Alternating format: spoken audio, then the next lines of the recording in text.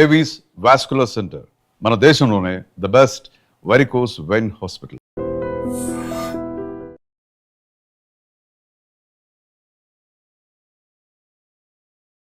Hi guys, welcome to iDream secrets of healthy lifestyle with చాణక్యలో. ఈరోజు మనం తెలుసుకోబోయే టాపిక్ ఏదైనా ఉందంటే అది గ్యాస్ట్రిక్ ఇష్యూస్ గురించి. సో మనకు ఏం తిన్నా కానీ అరే మసాలా ఫుడ్స్ తిన్నా అండ్ మన లైఫ్ స్టైల్ అనేది కూడా సరిగ్గా లేకపోవడం వల్ల వచ్చి సఫర్ అయ్యే ప్రాబ్లమ్స్ ఏదైనా ఉన్నాయంటే సర్వసాధారణమైన ప్రాబ్లం మరి గ్యాస్ట్రిక్ ఇష్యూస్. మరి ఈ గ్యాస్ట్రిక్ ఇష్యూస్ కానీ అండ్ గాల్ బ్లాడర్ ఇలా బోల్డెన్ని వాటి గురించి కూడా మనతో పాటు ఈరోజు డిస్కస్ చేయడానికి రవికాంత్ కొంగర గారు ఉన్నారు అండ్ గ్యాస్ట్రోఎంట్రాలజిస్ట్ అలాగే బెరియాట్రిక్ సర్జన్ కూడా. మరి సార్ వీటన్నిటి గురించి మనలో ఉన్న డౌట్స్ చాలామందికి ఉండే ఉంటాయి కదా, మరి నార్మల్ లైఫ్ స్టైల్లో ఉన్న ఆ ప్రాబ్లమ్స్ అన్నిటి గురించి కూడా సార్ ఏం చెప్తారు కూడా మనం. హాయ్ రవికాంత్ గారు, ఎలా ఉన్నారు? ఫైన్ అండి sir, thank you for coming to our I dream. ఏంటంటే మిమ్మల్ని పట్టుకోవడం చాలా కష్టం అని చెప్పేసి మా వాళ్ళు కూడా అంటుంటే ఎలాగోలా మిమ్మల్ని కూర్చోబెట్టేసాము. రియలీ అసలు గ్యాస్ట్రోఎంట్రాలజిస్ట్గా సో మీకంటూ చాలా మంచి పేరు అనేది కూడా ఉంది. చాలామంది పేషెంట్స్ని కూడా ట్రీట్ చేశారు. సో ఎన్ని ఇయర్స్ బ్యాక్ ఈ జర్నీ అనేది కూడా స్టార్ట్ అయింది సార్? సో ఈ జర్నీ అనేది ఆల్మోస్ట్ 1997లో ఎంబీబీఎస్ జాయిన్ అయ్యానండి. 1997 బ్యాచ్ నేను. సో 1997లో ఎంసెట్ రాశాను. ఫస్ట్ అటెంప్ట్లో కాకతీయ మెడికల్ కాలేజ్ వరంగల్లో జాయిన్ అయ్యాను. ఓకే. తర్వాత 5 years అయిపోయింది ఎంబీబీఎస్. 5 years అయిపోయింది. హౌస్ సర్జన్ 1 year, అది అన్నీ అయిపోయాక 5.5 years అయిపోయిన తర్వాత ఇమ్మీడియట్గా మళ్ళీ పోస్ట్ గ్రాడ్యుయేషను ఫస్ట్ అటెంప్ట్లోనే మనకి స్టేట్ 10th ర్యాంక్ వచ్చి ఉస్మానియాలో జాయిన్ అయ్యాను. Masters in surgery, general surgery. 3 ఏళ్ళు ఉస్మానియాలో అయిపోయింది. అయిపోయిన తర్వాత I wanted to do oncology, అంటే క్యాన్సర్ స్పెషాలిటీకి వెళ్దామని అనుకున్నాను. అంటే క్యాన్సర్ సర్జరీస్ చాలా పెద్ద పెద్ద సర్జరీస్ ఉంటాయి. ఇప్పుడు మనకి ఒక అవయవం ఉందనుకోండి, ఇప్పుడు స్టమక్ ఏదన్నా అల్సర్ వచ్చిందనుకోండి, గ్యాస్ట్రో సమస్య, అల్సర్ వరకు తీసేస్తాం. ఓకే. అదే స్టమక్కి క్యాన్సర్ వస్తే ఆ స్టమక్ దాని చుట్టుపక్కల అవయవాలన్నీ తీసేస్తాం. ఓకే. అంటే ఒక స్టూడెంట్కి ఫ్యాసినేటింగ్ సర్జరీస్ ఉంటాయి, పెద్ద పెద్ద సర్జరీస్ ఉంటాయి ఆంకాలజీ అంటే క్యాన్సర్ సర్జరీలో. సో క్యాన్సర్ సర్జరీలో నాకు క్యాన్సర్ సర్జరీ పెద్ద పెద్ద ఆపరేషన్లు, ఇంత పెద్ద పెద్ద అవయవాలన్నీ తీసి బయట పెట్టేస్తుంటారు చేతిలో మా ప్రొఫెసర్స్ అన్నీ. అవన్నీ చూసి ఎట్లయినా ఆంకాలజిస్ట్ అవ్వాలని బాగా ప్రిపేర్ అయ్యాను. సో ఆంకాలజీ నాకు నేరోలో టాటా మెమోరియల్ హాస్పిటల్లో కింగ్ జార్జ్ టాటా మెమోరియల్ బాంబేలో ఉంది. ఓకే. సో దాంట్లో నాకు నేరోలో మిస్ అయింది. అడియార్ చెన్నైలో నేరోలో మిస్ అయింది. అంటే థియరీ అయిపోయింది, ప్రాక్టికల్ అయిపోయింది, ఇంటర్వ్యూలో పోయిందనమాట. సో 2 సీట్లు ఉంటాయి. కిద్వై లో కూడా ఇవన్నీ 2-3 months గ్యాప్లో రాసాము. కిద్వై అంటే మన బెంగళూరులో క్యాన్సర్ హాస్పిటల్ ఫేమస్. దాంట్లో కూడా 2 seats ఉన్నాయి, 3rd ర్యాంక్ వచ్చింది. కింగ్ జార్జ్ యూనివర్సిటీ లక్నోలో కూడా 2 సీట్లు ఉంటే 1 సీట్ ఉంటే 2nd ర్యాంక్. అట్లా అన్నిట్లో నేరోలో మిస్ అయ్యాను. ఎందుకో టైంపాస్ ఊరికే నేషనల్ బోర్డ్ ఎగ్జామ్ అని ఒకటి ఉంటుందండి, అది అన్ని స్పెషాలిటీస్కి వర్తిస్తుంది. దాంట్లో మంచి మార్క్ వస్తే ఏ స్పెషాలిటీ అయినా ఎక్కడైనా చూస్ చేసుకోవచ్చు. ఆ ఎగ్జామ్ ఊరికే టైంపాస్కి రాశాను, ఆంకాలజీ కోసం అని రాయలేదు. ఆంకాలజీ ప్రిపేర్ అవుతున్నా, గ్యాస్ట్రో అంటే నేను ఈ ఎగ్జామ్ రాశాను. దాని ఫీజు కూడా ఎంత, 200 rupees, 300 rupees central government conduct చేస్తుంది. 2000 ఆ టైంలో. ఇది 2008. అంటే అప్పటికి ఎంబీబీఎస్ అయిపోయింది, పోస్ట్ గ్రాడ్యుయేషన్ ఎంఎస్ అయిపోయింది, సర్జరీ అయిపోయింది. తర్వాత నేను ఆంకాలజీ క్యాన్సర్ సర్జరీకి ప్రిపేర్ అవుతుంటే సరే ఇది ప్రాక్టీస్ కోసం ఎగ్జామ్ రాద్దామని రాస్తే దాంట్లో నాకు స్టేట్లో ఫస్ట్ ర్యాంక్ వచ్చింది. సో నాకు ఆప్షన్ నిమ్స్లో ఆంకాలజీ ఉంది, గ్యాస్ట్రోఎంట్రాలజీ ఉంది, 2 ఉన్నాయి. సో నిమ్స్లో సీట్లు నేషనల్ కోటావి కొన్ని ఉంటాయి, నేషనల్ బోర్డు డిఎన్బి అని, డిఆర్ఎన్బి అంటాను. దాంట్లో నిమ్స్లో 2 డిపార్ట్మెంట్లో నాకు కావాల్సిన ఆంకాలజీ ఉంది, గ్యాస్ట్రో ఉంది. కాకపోతే ఆంకాలజీ కన్నా గ్యాస్ట్రో డిపార్ట్మెంట్ చాలా బాగుంటుంది, చాలా స్ట్రాంగ్ డిపార్ట్మెంట్, టీచింగ్ ఎక్సలెంట్గా ఉంటుంది, ప్రొఫెసర్స్ ఆర్ ఎక్సలెంట్ అన్నది బయట అందరూ చెప్తూ ఉన్నారు. సరే డిపార్ట్మెంట్ బాగుంది కదా, గ్యాస్ట్రోలో జాయిన్ అవుదామని. నచ్చపోతే మళ్ళీ మానేసి ఇంకో 6 monthsలో నాకు ఎక్కడో చోట ఆంకాలజీ నేరోలో మిస్ అయ్యింది కదా, వచ్చేస్తుంది అని అనుకున్నాను. ఓకే. అని నేను ఇక నిమ్స్లో గ్యాస్ట్రో జాయిన్ అయ్యాను. That was the game changing plan అనమాట. అంటే అక్కడి నుంచి the training was fantastic. So 3 yearsలో మా ప్రొఫెసర్స్ నిమ్స్లో శాస్త్రి గారు కానీ, ఆదికేశవ్ శాస్త్రి గారు కానీ, బీరప్ప గారు కానీ, ఇప్పుడు నిమ్స్ డైరెక్టర్ ఆయన, సో బీరప్ప గారు కానీ, వాళ్ళ కింద ట్రైన్ అయ్యాం మేము. వాళ్ళు ఆల్మోస్ట్ వాళ్ళ 60 years ఆఫ్ ఎక్స్పీరియన్స్ అంతా కూడా మాకు ఆల్మోస్ట్ 3 yearsలో కంప్లీట్ ట్రాన్స్ఫర్ చేసేసారు. Okay. So they made us so good in what మాకు వచ్చిన డిగ్రీలో. అంటే గ్యాస్ట్రోలో సంబంధించిన అన్ని ఆపరేషన్, పొట్టకు సంబంధించిన అన్ని ఆపరేషన్, హై ఎండ్ ఆపరేషన్స్ అనమాట. వాటిలో ట్రైన్ అయినప్పుడు ఇంకా మిగిలినవన్నీ ఈజీ అనిపిస్తాయి మనకి. సో నిమ్స్ లాంటి చోట ఏంటి, బయట కష్టమైన ఆపరేషన్లు ఎవరు టేకప్ చేయరు. ఓకే. ఎందుకంటే ఒక ప్రైవేట్ ప్రాక్టీస్లో కష్టమైన ఆపరేషన్ తీసుకుంటే పేషెంట్కి మేజర్ ఆపరేషన్ చేసినప్పుడు ఎన్నాళ్ళు బతుకుంటారు, ఎంత మేజర్ సర్జరీ, ఏమైనా రిస్క్ అయ్యే అవకాశం ఉంటుందని బయట. దీంట్లో వాళ్ళు ఒక్కోసారి కాంప్లికేషన్ వచ్చి 2-3 నెలలు ఉండాల్సి వస్తే వాళ్ళ బిల్లు లక్షల్లో అయిపోద్దని చెప్పి మళ్ళీ ఎక్స్ట్రా అడగలేము. పేషెంట్ చనిపోతూ ఉన్నప్పుడు వాళ్ళని ఎక్స్ట్రా బిల్ అడగలేరు. అందుకని ప్రైవేట్ ప్రాక్టీస్లు ఎక్కువ తీసుకోరు. అలాంటి కాంప్లికేటెడ్ కేసెస్ ఎక్కడ వదిలేసే సర్జరీస్ అన్నీ నిమ్స్లో బాగా అయ్యాయి.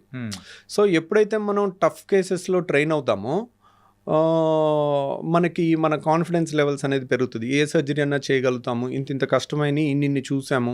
ఎవ్రీడే మేజర్ సర్జరీ 5-6 గంటలు, 12 గంటలు, 14 గంటలు ఆపరేషన్లు ఉండేవి నిమ్స్లో.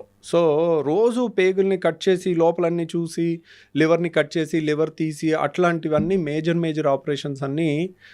Plus one of the best professors కింద. ప్రొఫెసర్స్ మేబీ బెస్ట్ అయ్యి ఉండొచ్చు, కానీ how good they are in transferring their knowledge. ఒకసారి they may be good in their skill, but అందరూ అంత బాగా నేర్పించకపోతే వాళ్ళ కింద చేసిన పెద్ద ఉపయోగం ఉండదు. అంటే ఒక గుడ్ డాక్టర్ కాంట్ కమ్ అనే గుడ్ టీచర్. సో ఒక గుడ్ టీచర్ కాంట్ బికమ్ అనే గుడ్ డాక్టర్. అంటే ఏంటంటే ఒక స్కిల్ ఉందంటే ఇంకొకరి అది వచ్చే అవకాశాలు ఉండొచ్చు, ఉండకపోవచ్చు. అలా కాబట్టి మీరు కూడా. సో లక్కీగా ట్రైనింగ్ వాజ్ చాలా బాగా జరిగింది.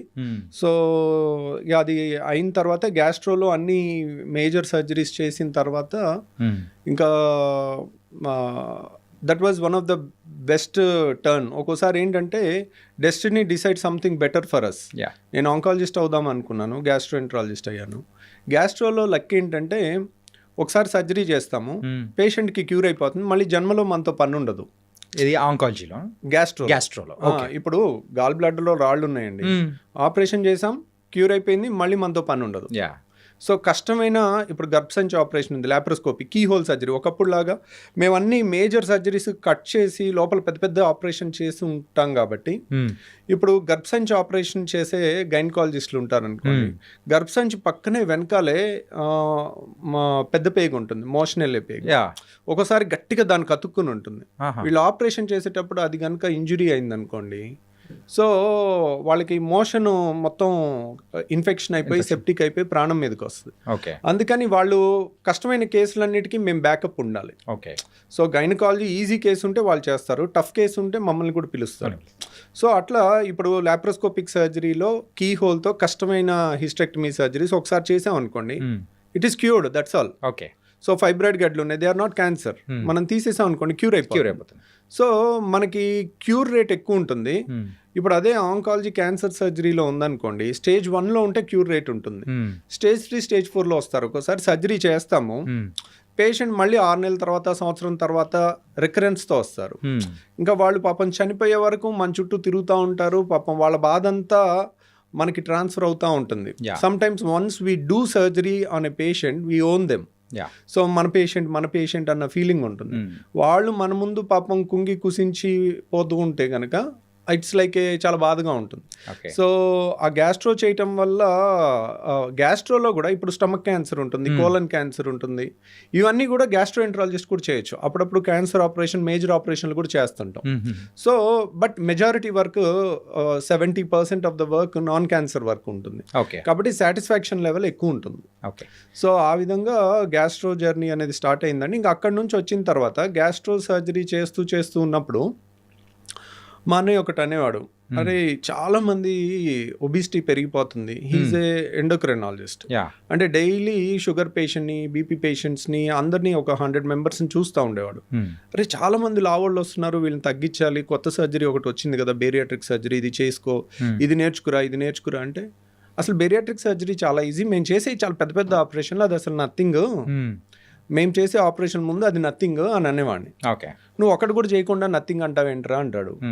ఒకటి కూడా చేయాల్సిన అవసరం లేదు. Bariatric surgery is a stomach surgery, fundamental gastro సర్జరీలో మోస్ట్ బేసిక్ సర్జరీ. సో మరి అందరూ ఎందుకు భయపడుతున్నారు అని అనేవాడు. అందరూ ఈ బేరియాట్రిక్ సర్జరీ అంటే ఎక్కువ మంది చేయట్లేదు, ఎందుకు భయపడుతున్నారంటే technically it is easy surgery, but planning wise it's a difficult surgery.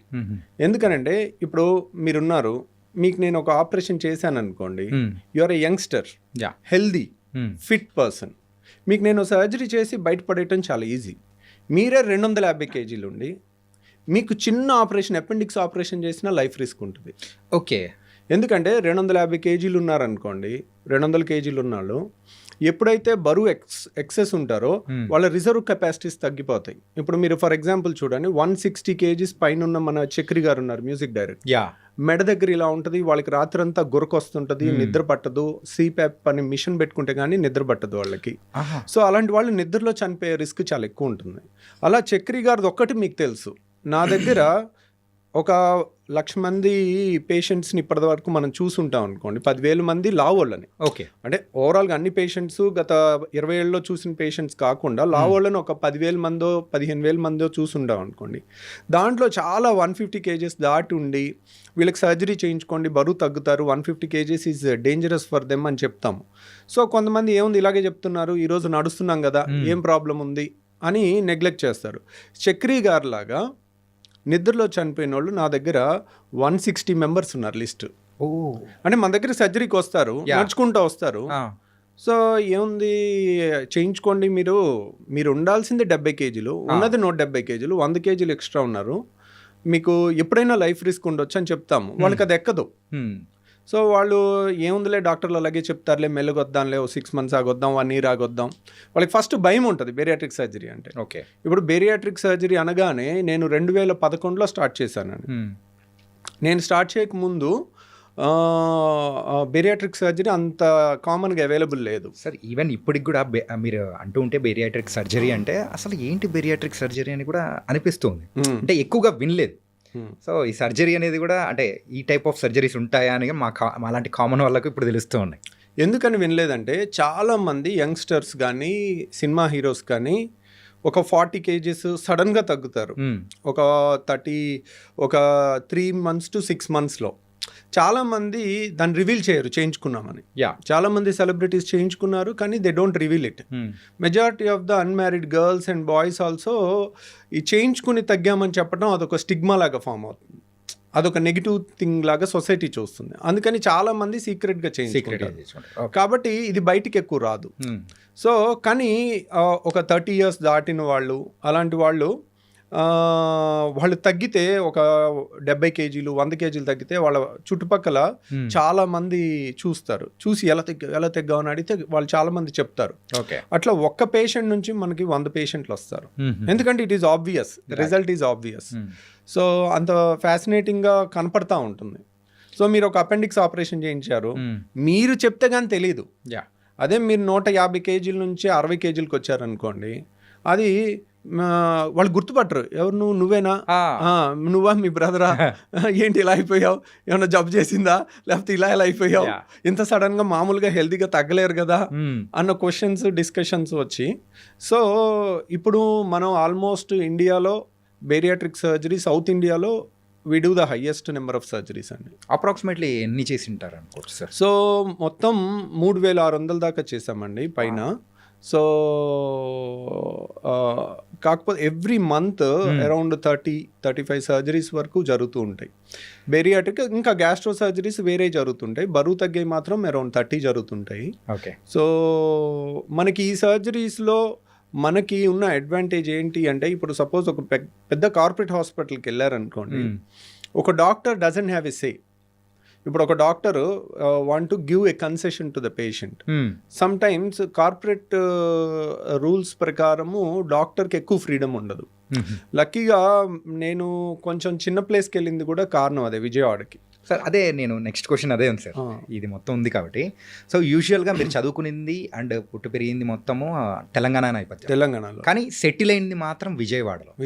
And మీకు వచ్చే పేషెంట్స్ కూడా రీసెంట్ టైమ్స్లో ఒకసారి అబ్జర్వ్ చేసుకుంటే as per research Hyderabad side నుంచి కానీ ఇక్కడ మీ దగ్గరకు వచ్చి కన్సల్ట్ అయ్యే వాళ్ళు కూడా పెరుగుతూ ఉన్నారు.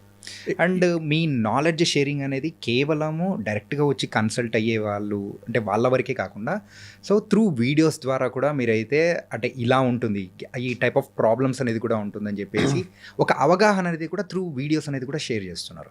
సో అలా you became one of the famous sir. So it was very nice also. ఏంటంటే మనము అంటే ఆ డాక్టర్కి వెళ్ళాలి అని ఎవరైనా అనుకున్నారు అంటే వీడియో చూసి okay so she a perfect అంటే హీఈ్ అ పర్ఫెక్ట్ అనుకొని కన్సల్ట్ అయ్యే వాళ్ళే చాలామంది వచ్చే ఉంటారు. సో ఇలా అన్ని క్వశ్చన్స్ ఉన్నాయి సార్. సో ఫస్ట్ మీరు ఎందుకు విజయవాడకి వెళ్ళిపోవడానికి రీజన్? విజయవాడ వెళ్ళటానికి కారణం ఏంటంటే అండి, ఒకటి యాక్చువల్ చెప్పాలంటే నేను వరంగల్ కాకతీయ మెడికల్ కాలేజ్లో చదివాను అనుకోండి. నాకు 5 years జూనియర్స్కి డాక్టర్ రవికాంత్ అంటే తెలుసు, ఓకే. 5 years సీనియర్స్కి డాక్టర్ రవికాంత్ అంటే తెలుసు. So okay, he's one of the best student in 150 members అనేది యూజువల్గా నోటెడ్ ఉంటుంది. సో యాక్చువల్గా వాళ్ళందరూ హైదరాబాద్ చుట్టుపక్కల సెటిల్ అయి ఉన్నారు. సో కాబట్టి నేను తర్వాత ఉస్మానియాలో నేను ఎంఎస్ చేశాను. అప్పుడు నాకు 3 years జూనియర్స్ సీనియర్స్ తెలుస్తారు, ప్లస్ మా కింద hundreds of batches ఉంటాయి. ఇది మొత్తం ఎంబీబీఎస్ వాళ్ళు 200 మంది 5-6 బ్యాచ్లు మా దగ్గరకు వచ్చి మా కింద వర్క్ చేసి వెళ్తారు. ఓకే. హౌస్ సర్జన్స్ కానీ వాళ్ళు ఎక్కువ మందికి డాక్టర్ రవికాంత్ అంటే తెలిసి ఉంటుంది. ఇది హైదరాబాద్లో. తర్వాత నిమ్స్లో కూడా అంతే, నిమ్స్లో వర్క్ చేసినప్పుడు కూడా ఇక్కడ ఉన్నాం కాబట్టి. నేను ఇప్పుడు విజయవాడ వెళ్తే అక్కడ ఎవరు చూసినా ఏదో ఆంధ్ర మెడికల్ కాలేజ్లో చదివిన వాళ్ళు ఉంటారు, లేదంటే రంగరాయలో చదివిన వాళ్ళు ఉంటారు, లేదంటే గుంటూరు మెడికల్ కాలేజ్లో చదివిన ఉంటారు. అక్కడ ప్రెస్టీజియస్ ఇన్స్టిట్యూట్స్ ఈ 3, రంగరాయ, లేదంటే ఆంధ్ర మెడికల్ కాలేజ్ వైజాగ్, లేదంటే గుంటూరు. అక్కడ వాళ్ళు ఎవరు నాకు పరిచయం లేరు. So I'm alien there. ఇక్కడ నేను ఏ హాస్పిటల్ కన్నా వెళ్ళనివ్వండి, ఎవరో ఒకరు ఏరమ్మా నువ్వు ఇక్కడ ఉన్నావు ఏంటంటే నేను ఇక్కడే వర్క్ చేసేదని చెప్తా ఉంటాను. ఎవరో ఒకళ్ళు ఫేస్ ఎక్కడో ఒక చోట 3 places జూనియర్ సీనియర్ దొరుకుతారు. ఇక్కడ ఉండుంటే నాకు రిఫరల్స్ ఎక్కువ వచ్చాయి, ఎక్కువ మంది మన ఫ్రెండ్స్ ఉంటారు కాబట్టి పంపించేవాళ్ళు. కాకపోతే ఇక్కడ సెటిల్ అవ్వటానికి ఒక డాక్టర్కి ఒక పెద్ద హాస్పిటల్ అనేది పెట్టడం చాలా కష్టం. అంటే ఇప్పుడు ల్యాండ్ రేట్లు కానివ్వండి, లేకపోతే ఆ టైంలో ఒక when we come out of medical college మా దగ్గర ఏముంటుంది, చదువు తప్పితే ఏముండదు, నాలెడ్జ్ తప్పితే ఏముండదు. కానీ దానికి ఇన్వెస్ట్ చేసే క్యాపబిలిటీస్ కానీ, ఈ బిజినెస్ నాలెడ్జ్ కానీ, లేకపోతే ఏమీ ఉండదు. మన అన్ఫార్చునేట్లీ మన ఎడ్యుకేషన్ సిస్టంలో ఎలా బతకాలి బయట అనేది నేర్పించరు. ఆ నాలెడ్జ్ మాత్రం షేర్ చేయగలుగుతారేమో, కానీ ఇప్పుడు అది కూడా చాలా ఎసెన్షియల్. సో హైదరాబాద్లో నేనుండి ఒక హాస్పిటల్ పెట్టి నేను సక్సెస్ అవ్వటం అనేది ఆలోచిస్తూ ఉండే ఒక క్వశ్చన్ మార్క్లో ఉంటా ఉన్నాను. సడన్గా నాకు ఒక జాబ్ ఆఫర్ అక్కడ విజయవాడలో వచ్చింది. ఓకే. సో ఇమ్మీడియట్గా నాకు నిమ్స్లో పనిచేస్తున్నప్పుడు 50,000 స్టైపెండ్ వచ్చేది. వెంటనే 1.5 lakh నాకు విజయవాడలో ఆఫర్ వచ్చింది. సో మా ఫాదర్ వాళ్ళు ఆల్రెడీ హుజూర్ నగర్లో 30 years డాక్టర్ కింద ప్రాక్టీస్ చేసి ఆయన ప్రాపర్టీస్ అన్నీ అమ్మేసి ఆయన ఆల్రెడీ మా అన్నయ్య వాళ్ళు అటు సెటిల్ అయ్యారని అక్కడికి వెళ్ళారు. ఇక్కడ విజయవాడకి వెళ్ళారు. సో అన్నయ్య ఉన్నారు, లేకపోతే మా నాన్నగారు అక్కడ ఉన్నారు, అక్కడ ఆఫర్ వచ్చింది. సో సరే వెళ్ళి చూద్దాం, 1 సంవత్సరం చూద్దాం, లేకపోతే వచ్చేద్దాం మళ్ళీ ఇక్కడికి అని అనుకున్నాను. ఇంకా అక్కడికి వెళ్ళాక దెర్ ఈజ్ ఎనీబడి, నేను హైదరాబాద్లో తెలంగాణలో పుట్టి పెరిగి ఉన్నాను కదా, everyone sees Vijayawada down. So ఇక్కడ నుంచి పేషెంట్స్ నా మీద నమ్మకంతో హైదరాబాద్లో పెద్ద పెద్ద హాస్పిటల్స్ వదిలేసి, సో అల్ట్రా రిచ్ పీపుల్ కూడా విజయవాడ నా కోసం వచ్చి మన హాస్పిటల్ అడ్మిట్ అయ్యి సర్జరీ చేయించుకుని వెళ్తుంటారు. వాళ్ళ చుట్టాలకి ఎవరికి చెప్పినా కానీ హైదరాబాద్ నుంచి విజయవాడ ట్రీట్మెంట్కి వెళ్తున్నాం అని దే సీ దెమ్ డౌన్. అంటే ఒక So, స్టెప్ దిగినట్టే కదా అనిపిస్తుంది, దిగినట్టు ఉంటుంది. యా. సో వాళ్ళు దానికి ఎక్స్ప్లెయిన్ చేయటానికి నాకు నమ్మకం కుదిరింది, నేను వెళ్తున్నా అని చెప్తుంటారు కానీ ఒకరికి చెప్పిన తర్వాత ఇంకొకరికి చెప్పాల్సి వస్తుంది. So but somehow the trust brings them to me ultimately. ఎందుకంటేనండి ఒక మెడిసిన్ రాయటము, ఎప్పుడో ఒకసారి షుగర్కి వెళ్ళి చూపించుకోవటం, ఇట్ ఈజ్ ఓకే. కానీ ఒక సర్జరీ అనేది లైఫ్లో ఒక్కసారే జరుగుతుంది. సర్జరీని మైక్రో డిసెక్షన్ చేస్తే ఒక 100 స్టెప్స్ ఉన్నాయనుకోండి. ఓకే. ఈచ్ స్టెప్లో ఏ స్టెప్లో చిన్న మిస్టేక్ జరిగినా దాని ఎఫెక్ట్ లైఫ్ లాంగ్ ఉంటుంది. రైట్.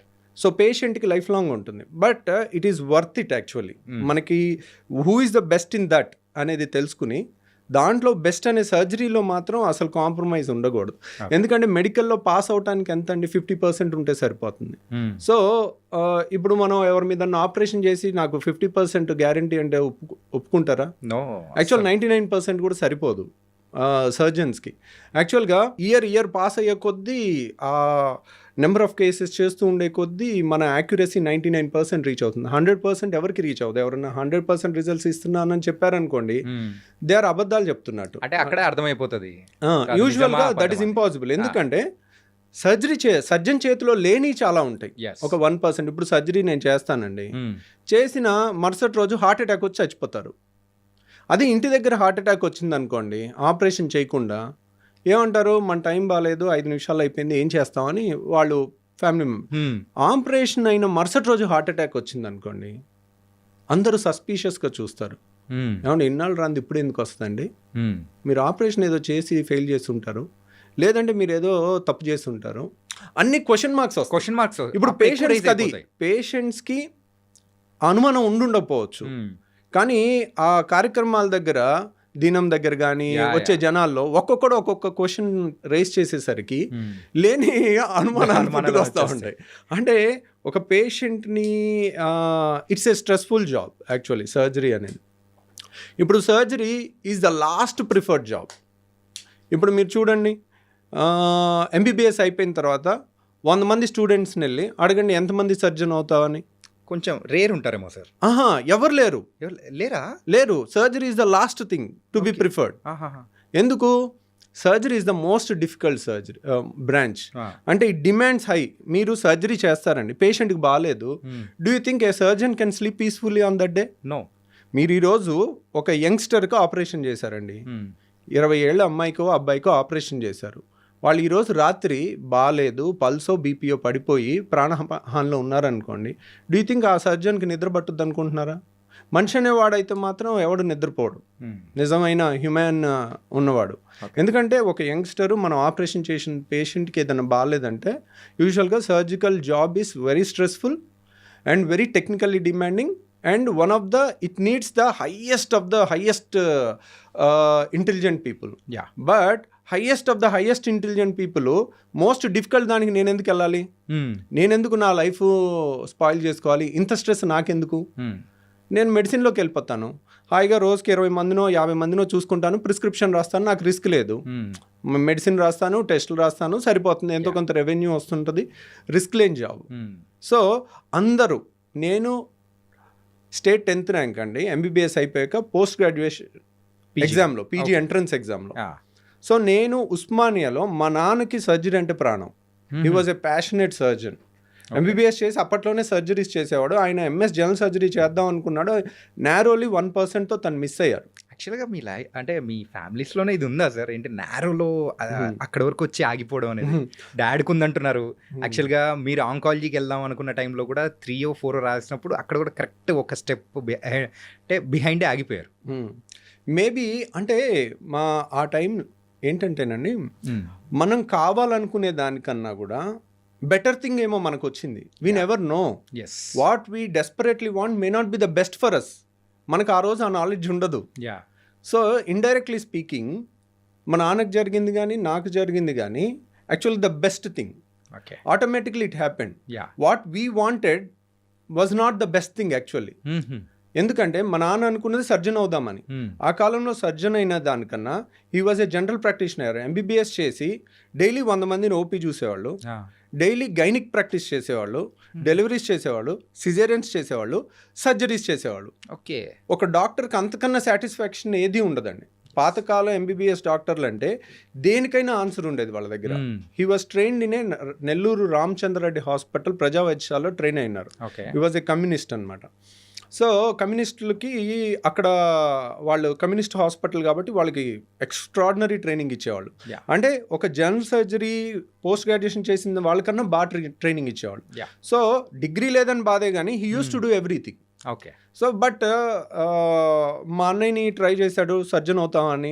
నాకు వద్దు బాబు అన్నాడు. ఓకే, నాకేంటంటే నాకు ఏది లేదు, నాకు ఏదైనా ఓకే.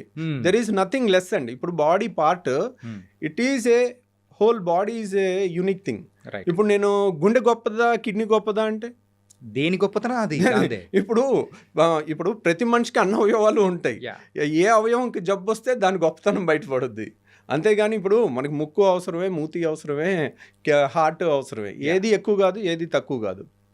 సో అందుకని నేను ఏదైనా ఓకే అని అనుకున్నాను. సో సర్జరీలోకి వెళ్ళాను. నేను వెళ్ళినప్పుడు నేను స్టేట్ 10th ర్యాంక్ వచ్చి నేను సర్జరీ ఉస్మానియాలో సీట్ తీసుకోగానే నా వెనకాల అతను, అమ్మయ్యా వీడు ఉస్మానియాలో జనరల్ మెడిసిన్ తీసుకోలేదు, వీడు తీసుకుంటే నాకు వచ్చేది కాదు, అమ్మయ్యా నాకు జనరల్ మెడిసిన్ వస్తుంది. వాడు వెనకాల అమ్మ వీడికి రేడియాలజీ తీసుకోలేదు, వీడేవాడు పిచ్చి వెరుబాగులో లాగున్నాడు, రేడియాలజీ ఇంత డిమాండింగ్ వదిలేశాడు, నాకు రేడియాలజీ వస్తుంది ఉస్మానియాలో సీటు. ఎందుకంటే 1-2 సీట్లే ఉండేవి. నేను 10th ర్యాంక్ నేను తీసుకుంటే వాళ్ళకి వచ్చేది కాదు. సో అట్లా లెక్కలేసుకున్నారు. తర్వాత ఉస్మానియాలో ప్రెస్టీజియస్ ఉస్మానియాలో జనరల్ సర్జరీ నేను స్టేట్ 10th ర్యాంక్ వచ్చి ఫస్ట్ సీట్ తీసుకుంటే సెకండ్ సీటు 160 ర్యాంక్ వరకు ఎవరు తీసుకోలే. 160 ర్యాంక్ వరకు జనరల్ మెడిసిన్ వరంగల్లో అయిపోయిన తర్వాత మిగిలిన డెర్మటాలజీ కూడా అయిపోయిన తర్వాత అన్ని స్పెషాలిటీస్ అయిపోయిన తర్వాత నాన్ రిస్కీ బ్రాంచెస్ అన్నీ అయిపోయాక ఇంకేది రానోళ్ళు అప్పుడు సెకండ్ సీటు ఉస్మానియాలో తీసుకున్నారు. సో బై చాయిస్ వెళ్ళటం వేరు. The worst trend in India is the smart people are not coming into surgery. అది మన సొసైటీకి చాలా చెడండి. ఎందుకంటే మీరు చూడండి ద ప్రెస్టీజియస్ నిమ్స్లో you know cardiothoracic surgery, heart surgery చేసేవాళ్ళు లేరు. Seats are vacant. అసలు నిమ్స్ లాంటి దాంట్లో ఒక సీట్ వేకెంట్ ఉంటుందని ఎవరైనా ఊహిస్తారా? ఒక సూపర్ స్పెషాలిటీ సీటు కోట్లలో పెట్టినా దొరకదు అనుకుంటారు మీరు. ఈ రోజు కనుక నిమ్స్లో జనరల్ మెడిసిన్ సీట్ కానీ నిమ్స్లో కార్డియాలజీ సీట్ కానీ వేలం వేసి, ఇప్పుడు మనకి కోకాపేటలో స్థలానికి వేలం వేసినట్టు నిమ్స్లో ఒక సీట్ నేను పెట్టాను అని వేలం వేయండి, 20 కోట్లకు తక్కువ పోదు కార్డియాలజీ సీటు. అంటే దానికి విలువ కట్టలేము, అంత డిమాండ్ ఉంటుంది. నిమ్స్ లాంటి ప్లేస్లో కార్డియాలజీ సీట్ చేసామంటే దాన్ని కనుక సెపరేట్గా ఎన్ఆర్ఐ సీట్ కింద పెట్టి దాన్ని వేలం వేస్తే మాత్రం 20 కోట్ల కన్నా ఎక్కువ అవుతుంది. So as a gastroenterologist and recent టైమ్స్లో కూడా మన ఒక గట్ హెల్త్ అనేది కూడా వెరీ వెరీ ఇంపార్టెంట్. ఏంటంటే ఆ గట్ హెల్త్ బాగుంటే అన్నీ బాగున్నట్టే మన లైఫ్లో. ఆ హెల్త్ అనేది కూడా మొత్తం బాగుంటుంది, వేరే అవయవాలు కూడా అన్నీ దాని కరెక్ట్ ఫంక్షన్ అనేది కూడా జరుగుతూ ఉంటుంది అంటారు. సో గట్ హెల్త్ నిజంగా అంత ఇంపార్టెంటా? గట్ హెల్త్ అనేది యూజువల్గా ఒకప్పుడులా లేదండి. గట్ హెల్త్ ఒకప్పుడు ఇంట్లో ఫుడ్ ఎక్కువ తినేవాళ్ళు మన చిన్నప్పుడు కానీ, అందరూ పిల్లలు కానీ బయట ఫుడ్ ఎక్కువ ఉండేది కాదు. ఇప్పుడు ద మొమెంట్ ఈ ఫుడ్ డెలివరీ యాప్స్ అన్నీ వచ్చేసిన తర్వాత పిల్లలకి ఏ టైంలో ఏది కావాలంటే అది యూజువల్లీ అవుట్ సైడ్ ఫుడ్ వచ్చేస్తుంది. సో ఒకప్పుడు చక్కగా ఇంట్లో ఫుడ్ తినేవాళ్ళు, అప్పుడప్పుడు వారానికి ఒక్కసారి రెస్టారెంట్కి వెళ్ళేవాళ్ళు, బయట తినేవాళ్ళు. Okay, that's a different thing. ఇప్పుడు గట్ హెల్త్ సరిగ్గా ఉండాలంటే మనం తినే ఫుడ్ సరిగ్గా ఉండాలి. మనం తినే ఫుడ్లో క్వాలిటీ కన్నా కూడా టేస్ట్కి ఇంపార్టెన్స్ ఉన్నప్పుడు వాళ్ళు ప్రిపేర్ చేసే వాళ్ళు కూడా దీని టేస్ట్ ఎక్కువ ఉండాలి, ఏది కలిపినా పర్వాలేదు అన్నట్టు ఉంటారు. సో ఆబ్వియస్లీ వాళ్ళ సేల్ ఇంపార్టెంట్, రైట్? వాళ్ళకి మన health is not important. But ఇంట్లో మన మదర్ ప్రిపేర్ చేశారనుకోండి, వాళ్ళకి టాప్ ప్రియారిటీ ఉంటుంది, మన హెల్త్ బాగుండాలి, కొంత టేస్ట్ ఉండాలని రెండూ ఉంటాయి. ఆ ప్రేమ అనేది ఉంటుంది, వీళ్ళ ఆరోగ్యం అనేది ఉంటుంది. అది అవుట్ సైడ్ ఫుడ్ డెలివరీ యాప్స్లో అది ఉండదు. కాబట్టి మనం చెత్త అంతా తినేసరికి ఇప్పుడు గట్ హెల్త్ చాలా మంది గ్యాస్ అని ఉదయం లేస్తే గ్యాస్, అంతా గ్యాస్ మయం లాగా అయిపోయింది. ప్రపంచం అంతా అందరూ సార్ గ్యాస్ అంటారు, లేదంటే తేపులు అంటారు, లేదంటే కింద నుంచి అంటారు, లేకపోతే ఉబ్బరం అంటారు, ఇంకా విచిత్రమైన కంప్లైంట్లు. అంటే మనం విచిత్రమైన ఫుడ్లు తిన్నప్పుడు అన్ని టెక్స్ట్ బుక్లో డిస్క్రైబ్ చెయ్యని కంప్లైంట్స్తో వస్తుంటారు. ఓకే. ఎందుకంటే టెక్స్ట్ బుక్లు పేషెంట్ చూసి రాస్తారు, కాబట్టి బుక్లో ఉన్నదంతా పేషెంట్లో ఉండాలనుకుంటే ఉండదు. ఎందుకంటే ఈ బుక్కులు రాసే టైంలో ఈ ఫుడ్ డెలివరీ యాప్లు లేవు. ఓకే. కాబట్టి ఇప్పుడు వచ్చే కంప్లైంట్స్ అన్నీ చూస్తుంటే ఇంకా విచిత్రమైన కంప్లైంట్లు వస్తున్నాయి. ఇప్పుడు బుక్స్ కనుక రాస్తే అంటే అప్పుడు బుక్స్ సుమారు ఒక 1000 పేజెస్ అప్రాక్సిమేట్ మనం అనుకున్నాం. అంటే ఇప్పుడు సుమారు ఒక 50,000 పేజెస్, 1,00,000 పేజెస్ పెట్టుకొని బుక్ పెట్టుకొని ఇంత పెట్టి తిరగాలి. రోజుకి బుక్కుల సైజ్ పెరిగిపోతుంది. So but okay, gut health is very important. మన పేగులో ఆల్మోస్ట్ ట్రిలియన్స్ ఆఫ్ బ్యాక్టీరియా ఉంటాయండి. They are all good bacteria, మనకి హెల్ప్ చేస్తూ ఉంటాయి. మనకి కొన్ని హార్మోన్స్ని తయారు చేస్తాయి, మనకి కొన్ని ఇమ్యూనిటీ పవర్ని పెంచే బ్యాక్టీరియా ఉంటాయి. They are symbiosis. ఇప్పుడు మనకి కొన్ని బ్యాక్టీరియా, మనకి చాలా మంచి బ్యాక్టీరియా ఎక్కువ ఉండాలి. సో కొన్ని చెడు బ్యాక్టీరియా కూడా ఉంటాయి. ఒక్కోసారి మనం అన్హెల్దీ ఫుడ్ ఎక్కువ తింటా ఉంటే ఆ చెడు బ్యాక్టీరియా పెరగటం వల్ల మనకి రకరకాల వ్యాధులు, క్రాన్స్ అని, అల్సరేటివ్ కోలైటిస్ అని రకరకాల జబ్బులు రావచ్చు. గ్యాస్ సమస్య అని, IBS అని రకరకాలు. So gut health is very important. And stress వల్ల కూడా ఒకప్పుడు కన్నా ఇప్పుడు స్ట్రెస్ లెవెల్స్ పెరుగుతూ ఉన్నాయి. ఆ స్ట్రెస్ లెవెల్స్ పెరగటం వల్ల వాళ్ళకి స్ట్రెస్ ఎప్పుడైతే పేగులు కదలికలు ఇష్టం వచ్చినట్టు జరుగుతాయి. సార్ అది ఎమోషన్స్కి సంబంధించి మరి ఇక్కడ అంటే దానికి దీనికి లింక్ ఎలా పడుతుంది సార్? అంటే ఇప్పుడు మీరు ఎప్పుడైనా ఒక పిల్లల్ని భయపెట్టారు అనుకోండి, సడన్ గా ఇది పోసేసుకుంటారు. అవునా? నడిచిపోయింది అంటారు. ఇది కూడా అవుతుంది. అంటే వాళ్ళు భయపెడితే పేగులు కదులుతాయి. ఓకే. సో పేగుల movements are related to stress. So there is everything is interrelated. ఇప్పుడు మన ఏలు కదిలించాలనుకోండి, మన బ్రెయిన్ నుంచి ఒక సిగ్నల్ వస్తుంది. ఇట్ ఈస్ సొమాటిక్ అన్నమాట. మన పేగులు నేను కదిలిస్తానంటే కదలవు అవి. They are autonomous. Autonomic nervous system కంట్రోల్లో ఉంటాయి. అటానమిక్ నర్వస్ సిస్టమ్ కంట్రోల్ అంటే 10 నిమిషాలకు ఒకసారి, 20 నిమిషాలకు ఒకసారి దాని మూమెంట్ ఇలా ముందుకి పేగులు కదలికలు అనేది వస్తుంటాయి. అవి స్ట్రెస్ని బట్టి ముందుకి వెనక్కి వెళ్తుంటాయి, ఇష్టం వచ్చినట్టు కదలికలు ఉంటుంటాయి. So stress is one important thing which impairs the gut health apart from latest outside food epidemic. అంటే అవుట్ సైడ్ ఇక అది మీరు ఆ టర్న్ ఓవర్స్ చూస్తే మైండ్ బ్లాక్ అయిపోవాల్సిందే.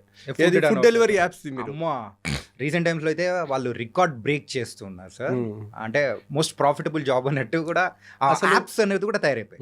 ఏంటంటే ఇప్పుడు మీరు ఒక్క ఇంట్లో ఒక పూటకి ఒకళ్ళు ఒక రెస్టారెంట్లో ఆర్డర్ పెట్టుకోవట్లే, నాకు ఇది ఇక్కడ కావాలి, నాకు ఇది ఇక్కడ కావాలి. ముగ్గురు బాయ్లు వచ్చి డెలివరీ చేసే టైమ్స్ కూడా ప్రతి ఇంట్లో మీకు I don't think any one is exception. ఎవరింట్లో అయినా కానీ ఒకళ్ళు ఉంటే ఒకళ్ళు పెట్టుకుని దాన్ని అడ్జస్ట్ అయి తిందాం అని కూడా ఉండట్లేదు. నాకు ఇది కావాలి, నాకు ఇక్కడ ఇది కావాలి, ఇద్దరు పెడుతున్నారు. అనవసరంగా ఎక్కువ అయిపోయి మిగిలిపోతుంది కదా అని ఇంట్లో వాళ్ళు అందరూ ఎవరో ఒకళ్ళు తినేసి ఇంకా పాడు చేసుకుంటున్నారు. అంటే ఈరోజే సో యూజువల్గా నేను బ్యాచులర్, మా డాడ్ వచ్చారని చెప్పేసి ఉన్నాను. సో బ్యాచులర్స్ ఉన్నప్పుడు కుక్ చేసుకోవడం అనేది కూడా కొంచెం కష్టం, వర్క్ చేసుకుంటా అని బయట నుంచి ఫుడ్ అనేది కూడా తీసుకురావడానికి మా డాడ్ వెళ్ళారు. వెళ్తే నియర్లీ 4 to 5 ప్లేసెస్ దగ్గరికి వెళ్తే యూజువల్గా అంటే ఎక్కువ పీపుల్ వచ్చి పర్చేస్ చేస్తూ ఫుడ్ ఎక్కడికి వెళ్ళినా కానీ అంతే ఉన్నారు. అంటే ఇంట్లో వండుకోవడం అనేది మానేశారా కంప్లీట్గా? ఈవెన్ ఫ్యామిలీస్ అయినా కానీ అందరూ వచ్చి బయట తినడము. ఒకప్పుడు బయట తినడం అనేది వీక్లోనో మంత్లోనో సరదాగా వచ్చి తినేవాళ్ళు, కానీ ఇప్పుడు అది అలవాటుగా మారిపోయింది. ఇది ఎంతకాలం అనేది బాగుంటుంది? అంటే దాన్ని ఎవరు హెల్ప్ చేయలేమండి. ఎందుకంటే ఆడుతూ పాడుతూ కుక్ చేస్తూ అందరూ కూడా ఈ వర్క్ స్ట్రెస్ ఉంటుంది. వాళ్ళ వర్క్ దేంట్లో అయినా వర్క్ 7-8 గంటలు పనిచేసి వాళ్ళు వెళ్ళి కుక్ చేసుకోవాలనుకున్నా చాలాసార్లు ఉమెన్ కూడా వర్క్ చేస్తూ ఉంటారు. ఒకప్పుడు లాగా లేదు. ఇప్పుడు వైఫ్ హస్బెండ్ ఇద్దరు జాబ్ చేస్తున్నారు అనుకోండి, పిల్లలకి కుక్ చేసి పెట్టాలంటే అంత ఈజీ జాబ్ కాదు. సో ఉమెన్ చాలా నలిగిపోతూ ఉంటారు. అటు జాబ్ చూసుకోలేక, ఇటు ఇంట్లో ఫ్యామిలీని మేనేజ్ చేయలేక, ప్లస్ ఇవన్నీ మంచిగా వండి పెట్టినా టేస్ట్ కొద్దిగా తగ్గిందని వీళ్ళు మళ్ళీ బయట ఆర్డర్ పెట్టుకుంటారు. ఎటు తిప్పినా కానీ మళ్ళీ బయట నుంచి ఒక ఫుడ్ రావాల్సిందే. ఇప్పుడు పిల్లలకి మంచి హెల్దీ అని చెప్పి చేయగలం, యా కానీ వాళ్ళు వెనకాల తిరిగి పెట్టాలంటే ఒకప్పుడు పిల్లలకి గంట సేపు తిరిగి పెట్టేవాళ్ళు నోట్లో. యా ఇప్పుడు ఎక్కడ వీలవుతుందండి పాపం, అంతా ఫాస్ట్ మూవింగ్ వరల్డ్ అయిపోయింది, అంతా ఎవరి జాబ్లో వాళ్ళకి స్ట్రెస్లు అన్నీ ఉంటున్నాయి. సో ఏముందిలే ఒక క్లిక్లో మనకు వచ్చేస్తుంది కదా, ఈజీగా అయిపోతుంది కదా, that is a convenience. Okay కన్వీనియన్స్ని వీ కెనాట్ స్టాప్, ఓకే మనం ఆపలేము. అదేంటంటే వాలంటరీగా ఓహో దిస్ ఇస్ నాట్ రైట్ అనేది మనం మెల్లగా ఇంజెక్ట్ చేస్తుంటే దే థింక్ ఓవర్, ఓకే ఇది కరెక్ట్ కాదు నాన్న, ఇది కరెక్ట్ కాదు. వారానికి ఒక రోజు అని ఒక ఫ్యామిలీలో rule, family head mother father ఒక రూల్ పెట్టుకున్నారనుకోండి, ఓకే సమ్ టైమ్స్ పిల్లలు వింటారు. మెల్లమెల్లగా అలాంటి అలవాటు చేస్తే యూజువల్గా అలాంటి డిసిప్లిన్ ఫ్యామిలీస్ కూడా చాలా ఉంటున్నాయి, బయట ఫుడ్ ఎక్కువ వద్దు అని. యా సో కానీ దాన్ని ఆపటం అంత పెను ఉప్పెన్ లాగా మీద పడిపోతూ ఉంటుంది. It's not easy thing. It's not easy thing sir. Recent టైమ్స్లో కూడా కొన్ని బయట వింటున్నది ఏంటంటే హాస్టల్స్లో పెట్టి కొన్ని ఫుడ్స్ కొంచెం హైజీనిక్గా లేకపోవడంతో సో వాళ్ళు ఏంటంటే ఆ కడుపు నొప్పి, ఆ గ్యాస్ అనేది కూడా ఎక్కువ ఉండడం, ఇంతవరకు ఆ తేపులు ఒకటేమైనా రావడం అండ్ ఇలా బోలెడన్ని ఇష్యూస్తో కూడా వచ్చేసి ఒక ట్యాబ్లెట్ అనేది వేసేసుకుంటారు, అప్పటికేమో కొంచెం సర్దుమణిగిపోతుంటుంది అండ్ కొన్ని శాషెట్స్ వస్తాయి వాటర్లో వేసేసుకొని తాగడం. సో ఇది రెగ్యులర్గా చేస్తూ ఉన్నారనుకోండి ఎక్కువ డ్యామేజెస్ అయ్యే అవకాశాలు ఉంటాయంటారా? అంటే ఇప్పుడు ఇప్పుడు చూడండి, ఒకప్పుడు కూడా మన పెద్దవాళ్ళు అనేవాళ్ళు వేరే వాళ్ళు బాగుపడుతున్నారంటే అసూయ పడేవాళ్ళు, ఈర్చే వాళ్ళకి వీడి కడుపు మంట వస్తుందని అంటారు. అర్థమైంది? అవును, కడుపు మంట, నీకేంటి కడుపు మంట అంటారు. అంటే వేరే వాళ్ళ మీద నెగిటివ్ ఫీలింగ్ లో కూడా మన బాడీలో యాసిడ్ ఎక్కువ ప్రొడ్యూస్ అవుద్ది. సో యాసిడ్ ఎక్కువ ప్రొడ్యూస్ అయితే ఏమవుతుంది, అల్సర్స్ ఫామ్ అవటం, ఎసిడిటీ ఫామ్ అవటం, తేపులు ఎక్కువ రావటం, ఇవన్నీ కూడా ఉంటాయి. సో అలాగే ఇప్పుడు అన్హెల్దీ ఫుడ్ ఉంటుంది, స్ట్రెస్ ఉంటుంది, స్ట్రెస్లో కూడా యాసిడ్స్ ఎక్కువ ప్రొడ్యూస్ అవుతాయి. సో కంటెంట్ అట్లీస్ట్ మంచి కంటెంట్ తిన్నాం అనుకోండి, మన ట్రెడిషనల్ మీల్ ఎలా ఉంటుంది, ఒక కూర అన్నం, రైట్, ఒక పప్పు అన్నం, ఒక పెరుగు అన్నం, రైట్, అన్నీ చక్కగా ఫినిష్ చేసుకుని లాస్ట్కి పెరుగన్నంతో ఫినిష్ చేస్తాం. పెరుగులో ఏముంటాయి, లాక్టోబాసిల్లస్ ఉంటుంది. లాక్టోబాసిల్లస్ అంటే అది నైట్ అంతా తోడుపెట్టిన పెరుగు ఉంటుంది కదా, దాంట్లో కొన్ని గుడ్ బ్యాక్టీరియా ఉంటాయి. ఆ లాక్టోబాసిల్లస్ అనేది చాలా మంచిది గట్ హెల్త్కి, మన మంచి బ్యాక్టీరియాని బాడీలో పెంపొందిస్తుంది. ఇలాంటివి మన ట్రెడిషనల్ ఫుడ్ కొంచెం టేస్ట్ తగ్గినా దానికి అడ్జస్ట్ అయ్యి ఉంటే కనుక యూజువల్గా మన గట్ హెల్త్ ఇంప్రూవ్ అవుతుందండి. ఒకప్పుడు మా చుట్టాల్లో ప్రొఫెసర్ వెంకటేశ్వరరావు గారు అని ఉన్నారు. He was a very famous scientist అనమాట. ఓకే, ఆయన చెప్తా ఉంటారు, ఆయన హీఈస్ ఇంటూ 75 అలా ఉంటుంది. ఆయన చెప్తా ఉంటారు, మా చిన్నప్పుడు మేము సద్దన్నం తినేవాళ్ళం, అసలు ఎంత టేస్టీగా ఉండేదో రవి అని ఆయన డిస్క్రైబ్ చేస్తుంటే అయ్యో ఐ మిస్సింగ్ సంథింగ్ అని అనిపిస్తూ ఉంటుంది. ఇప్పటికైనా కానీ ఉదయం వెళ్ళి ఈ టిఫిన్లు ఇడ్లీలు ఏమీ లేవు, ఉదయం వెళ్ళగానే మాకు ఇంత సద్దన్నం పెడతావా అని అనేవాళ్ళం. వాళ్ళు ఆ చేసే ప్రాసెస్ని అంతా అదొక ఫ్యాసినేటింగ్గా చెప్తారు. That is also fermented food. Yes, night పెట్టేసి అండ్ మార్నింగ్ తినడం. ఎప్పుడైతే ఫెర్మెంట్ చేస్తామో, ఇప్పుడు చూడండి దోశ పిండి ఉంటుంది, మీరు ఈ రోజు రుబ్బి ఈ రోజు దోశ ఏంటి టేస్ట్ ఉండదు. అవును, దాన్ని 1 or 2 days మినిమం పులిస్తేనే దాని టేస్ట్ ఉంటుంది. సో దానికి టేస్ట్ వచ్చింది అంటే దాని అర్థం ఏంటి, good thing for our health అనే దానికి కొంచెం టేస్ట్ కూడా ఒక్కోసారి పెరగచ్చు అంటే దానికి. సో అదే కంటెంట్ ఏం లేదు, ఒకరోజు ఆగితే ఆ ఫెర్మెంటేషన్లో గుడ్ బ్యాక్టీరియా వచ్చి మన హెల్త్కి ఇంప్రూవ్ చేసే అవకాశం ఉంటుంది. సో అలాంటివన్నీ మన పాత ట్రెడిషన్స్ అన్నీ కూడా అందరం మర్చిపోతా ఉన్నాము. సో ఈ సద్దన్నం లాంటిది ఫెర్మెంటెడ్ థింగ్ కానీ ఇవన్నీ కూడా మనం మళ్ళీ ఆ అథెంటిక్ ముసలోళ్ళందరినీ పట్టుకుని తీసుకొచ్చి ఏది అథెంటిక్ అనేది అది ఇప్పుడు నేను అడిగితే నేను ఎప్పుడు నా చిన్నప్పుడే నేను తినలేదు దాన్ని, నేను ఎలా చెప్పగలను? మా ముందు జనరేషన్ వాళ్ళు చెప్తుంటే వింటా ఉన్నాం. సో కానీ ఇప్పుడు అథెంటిక్ చేసేవాళ్ళు ఎక్కడో ఏళ్ల మీద లెక్క పెట్టచ్చు, వాళ్ళని తీసుకొచ్చి దాన్ని తయారు చేయించి దాన్ని ప్రాపగేట్ చేస్తే ఇప్పుడు మంచి తోడేస్తే మంచి టేస్ట్ పెరిగి వస్తుంది. అట్లాగే ఆ సద్దన్నంలో కూడా వేసే కంటెంట్ స్టార్టర్ ఉంటుంది.